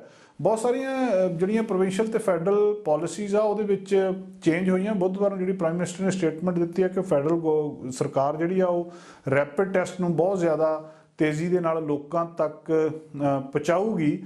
ਤੇ ਫਿਰ ਜਿਹੜੀ ਇਹ ਪਾਲਿਸੀ ਕੈਨੇਡਾ ਦੀ ਟਰੈਵਲ ਰਿਕੁਆਇਰਮੈਂਟ ਦੇ ਉੱਤੇ ਬਹੁਤ ਸਾਰੇ ਸਵਾਲ ਵੀ ਚੱਕ ਰਹੀ ਹੈ ਤੇ ਜਿਹਦੇ ਜਵਾਬ ਵੀ ਕੋਈ ਨਹੀਂ ਆ ਕਿ ਜਦੋਂ ਹਰ ਇੱਕ ਕੋਈ ਰੈਪਿਡ ਟੈਸਟ ਯੂਜ਼ ਕਰ ਰਿਹਾ ਕਮਿਊਨਿਟੀ ਸਪਰੈਡ ਨੂੰ ਰੋਕਣ ਦੇ ਲਈ, ਤੇ ਫਿਰ ਅਸੀਂ PCR ਟੈਸਟ ਦੇ ਉੱਤੇ ਕਿਉਂ ਰਿਲਾਈ ਕਰ ਰਹੇ ਹਾਂ? ਇਹਦੇ ਪਿੱਛੇ ਕੀ ਕਾਰਨ ਆ? ਹੁਣ ਇਸ ਵੇਲੇ ਨਿਯਮ ਕਿਹੜੇ ਨੇ ਕਿ ਜਿਹੜਾ ਵੀ ਫੁੱਲੀ ਵੈਕਸੀਨੇਟਡ ਟਰੈਵਲਰ ਆ ਕੈਨੇਡਾ ਦੇ ਵਿੱਚ ਆ ਰਿਹਾ ਜਾਂ ਰੀਐਂਟਰ ਕਰ ਰਿਹਾ ਆਪਣੇ ਦੇਸ਼ ਦੇ ਵਿੱਚ, ਉਹਨੂੰ PCR ਟੈਸਟ 72 ਘੰਟੇ ਪਹਿਲਾਂ ਕੈਨੇਡਾ 'ਚ ਪਹੁੰਚਣ ਤੋਂ ਪਹਿਲਾਂ ਲੈਣਾ ਚਾਹੀਦਾ।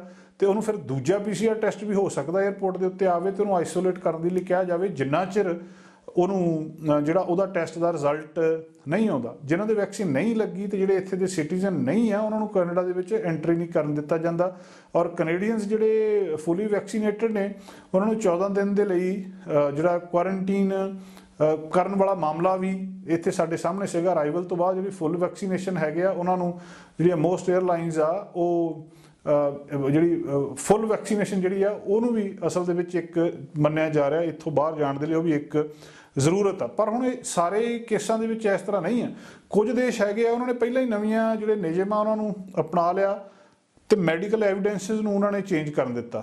ਬ੍ਰਿਟਿਸ਼ ਦੇ ਪ੍ਰਾਈਮ ਮਿਨਿਸਟਰ ਬੋਰਿਸ ਜੌਨਸਨ ਉਹਨਾਂ ਨੇ ਅਨਾਊਂਸ ਕੀਤਾ ਸੀ ਕਿ ਜਿਹੜੇ ਵੈਕਸੀਨੇਟਡ ਵਿਜ਼ਿਟਰ ਆ ਇੰਗਲੈਂਡ ਦੇ ਵਿੱਚ ਉਹਨਾਂ ਨੂੰ ਪ੍ਰੀ ਡਿਪਾਰਚਰ ਜਹਾਜ਼ੇ ਚੜ੍ਹਨ ਤੋਂ ਪਹਿਲਾਂ ਦਾ ਟੈਸਟ ਲੈਣ ਦੀ ਲੋੜ ਨਹੀਂ ਆ। ਉਹ ਕਹਿੰਦੇ ਰੈਪਿਡ ਟੈਸਟ ਲੈ ਸਕਦੇ ਉਹ ਵੀ ਜਦੋਂ ਪਹੁੰਚੇ, ਤੇ ਉਹ ਵੀ PCR ਟੈਸਟ ਦੀ ਲੋੜ ਨਹੀਂ ਜਿਹੜਾ ਸਾਨੂੰ PCR ਟੈਸਟ ਕਰਨਾ ਪੈਂਦਾ ਆ।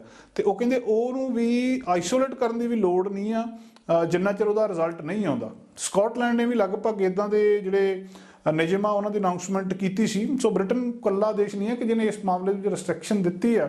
ਮੈਕਸੀਕੋ ਦੇ ਵਿੱਚ ਕੋਈ ਨੈਗੇਟਿਵ ਟੈਸਟ ਤੁਹਾਨੂੰ ਦਾਖਲ ਹੋਣ ਦੇ ਲਈ ਦੇਸ਼ ਦੇ ਵਿੱਚ ਚਾਹੀਦਾ ਹੀ ਨਹੀਂ। ਇੰਸਟੈਂਟ ਉਹ ਚਾਹੁੰਦੇ ਕੀ ਆ ਕਿ ਤੁਸੀਂ ਹੈਲਥ ਡੈਕਲੇਰੇਸ਼ਨ ਇੱਕ ਫਾਰਮ ਭਰ ਦਿਓ। ਟਰੈਵਲਰ ਜਿਹੜੇ ਮੈਕਸੀਕੋ ਨੂੰ ਜਾਂਦੇ ਆ ਉਹਨਾਂ ਨੂੰ ਆਈਸੋਲੇਸ਼ਨ ਵੀ ਉੱਥੇ ਪਹੁੰਚਣ ਦੇ ਉੱਤੇ ਕੋਈ ਨਹੀਂ ਕਰਨੀ ਚਾਹੀਦੀ। ਇਜ਼ਰਾਈਲ ਦੇ ਮਾਮਲੇ ਦੇ ਵਿੱਚ ਵੀ ਨਿਯਮ ਕੁਛ ਢਿੱਲੇ ਆ। ਉਹਨਾਂ ਨੇ ਵੀ ਆ ਵੀਰਵਾਰ ਨੂੰ ਅਨਾਊਂਸ ਕੀਤਾ ਹੈ ਕਿ ਜਿਹੜੇ ਆਉਣ ਤੇ ਜਾਣ ਵਾਲਾ ਟਰੈਵਲ ਆ ਜਿਹੜੀ ਰੈੱਡ ਲਿਸਟ ਵਾਲੀਆਂ ਉਹਨਾਂ ਦੀਆਂ ਕੰਟਰੀ ਸੀ ਉਹਨਾਂ ਦੇ ਵਿੱਚੋਂ ਚੱਕ ਰਹੇ ਆ, ਜਿਹਦੇ ਵਿੱਚ ਕੈਨੇਡਾ ਵੀ ਸ਼ਾਮਲ ਸੀ।